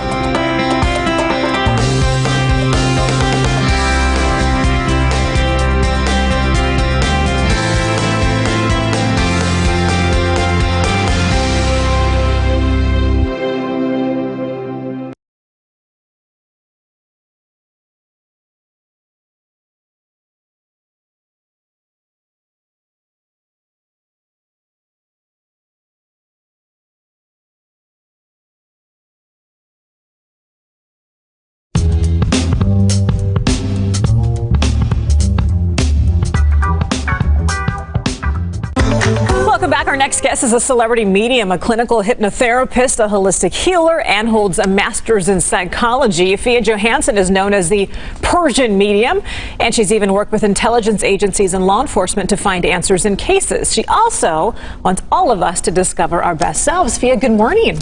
Good morning, Heather. Thank you so much for your time this morning. Thanks for having me. I just want to start with, when did you realize that you had this ability? I was 7. 7? It was a very hot summer. A friend of mine came to my house and we played, we had fun. 3 hours later, they wanted to go home. I said, don't go. They said, why? I said, because I see that your guy is going to have a car crash. Ooh. Of course, they didn't listen to me. They had to go. 40 minutes later, our phone rang. and confirmed that they had a car crash. Oh my goodness, were they okay? They've been completely okay, but what I saw in my vision at that age, it was scary. It was colors, visions of car crash, and my friend's face, who basically had some blood in. I was very scared.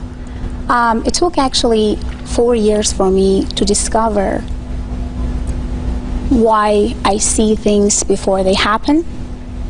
Why did people connect it to me? Why I am connected to unknown, and what's wrong with me. So, because you don't have anybody to talk to. No, nobody would be able to relate to what you're seeing or experiencing. Later in life, you're able to use these tools and this ability to eventually connect with law enforcement. Is it true that you have helped to solve 22 cases? Yes. What sort of cases are you assisting with? Cold cases, many of them was cold cases, old cases, locate missing people, and also connected people to each other who basically been vanished for so many years and they didn't know where they are.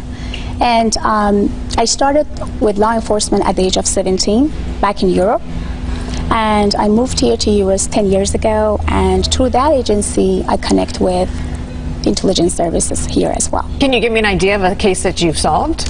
One of the cases that I had, it was almost 2 years ago. Coast Guard communicated with me and said, we have a missing pilot and missing plane. I said, where are you guys? He said, well, we are around the oceans. He's like, you're guys in the wrong place. Number one, they are not alive. And he was like, how did you know that was they? I said, because it's two people that passed.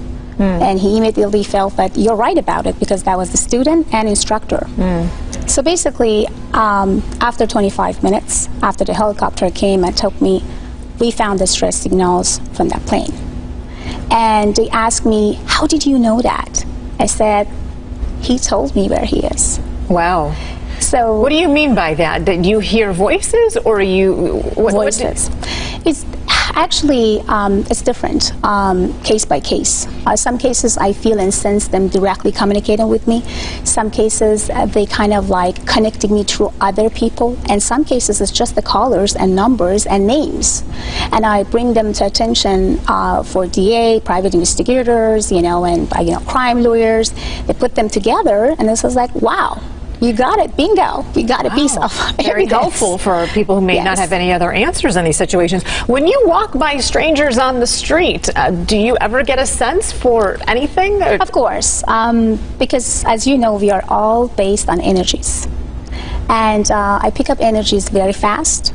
I feel and sense them very strongly. And when you are an empath, you can sense people almost, 100 miles away. But I try to not, because it's crazy. My life, maybe outside is look normal. I maybe look normal, but inside it's not normal. Is it difficult to have to constantly be hearing and sensing things? It is difficult. I can't be in any funerals because of the dead people. I communicate with them directly. I can't actually be around and surround people who basically doing something wrong. Example like high-profile people, celebrities, and other stuff, because then I can see and locate them, what they're up to, what is going on. So basically, it's hard for me. I close myself to not see things. Do you call people out? I know you have celebrity clients. You say, of course. I know what you're up to when you're not here. You know what I did? Actually, Impossible Hollywood, I changed it to I'm Possible Hollywood.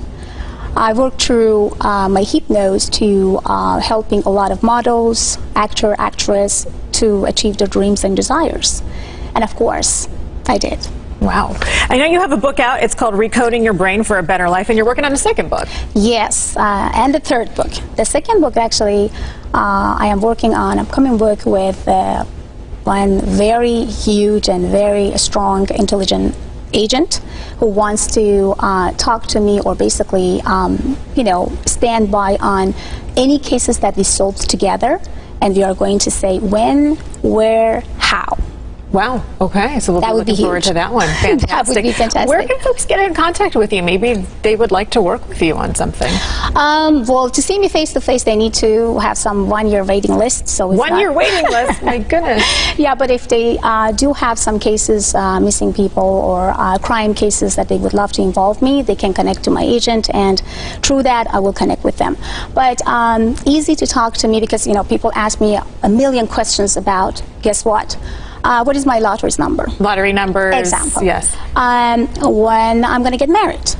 Is he cheating or not cheating? Or stock markets or investment. So basically, avidadvice.com, A-V-I-D advice.com is the best place to communicate. Oh, okay. And yeah, I have over 27,000 people or clients worldwide. And I'm very blessed and happy and thankful for that. All right, Fia Johansson, the Persian Medium, thank you so much for your time this morning. We do appreciate it. You're very welcome. All right, Stella, I'm intrigued. We'll send it back to you. That's pretty incredible. Thank you so much, ladies.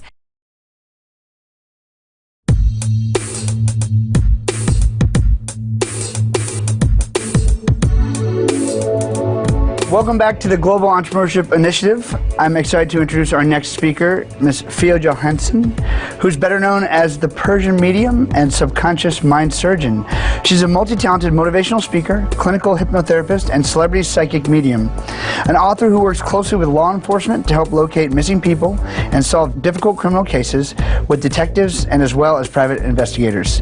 Throughout her career, she's helped thousands of people identify personal roadblocks to help them truly believe in their own path to success, whatever that dream may be.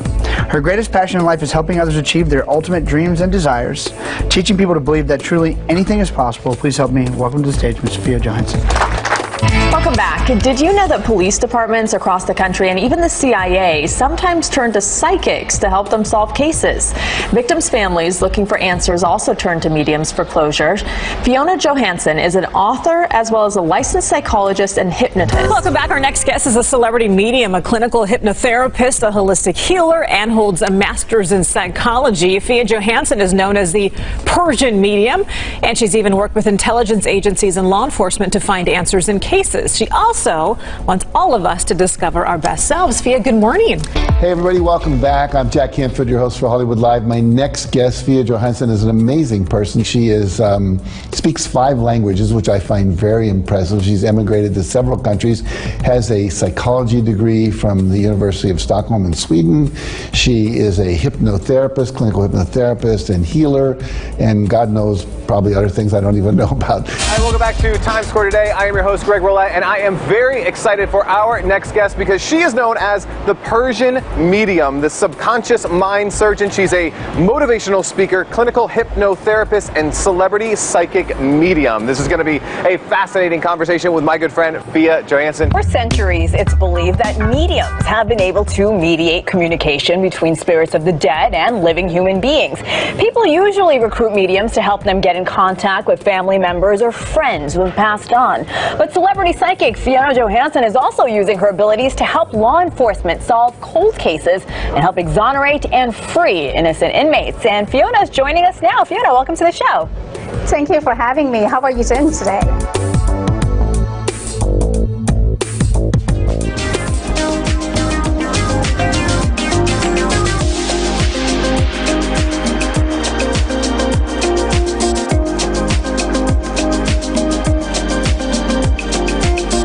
A1R, psychic, metaphysical, and wellness radio. A breath of fresh air. This is A1R, a product of Positive Peak. You're listening to A1R Psychic Radio, Earth's #1 psychic radio network, and watching Moonstruck TV, enlightening television.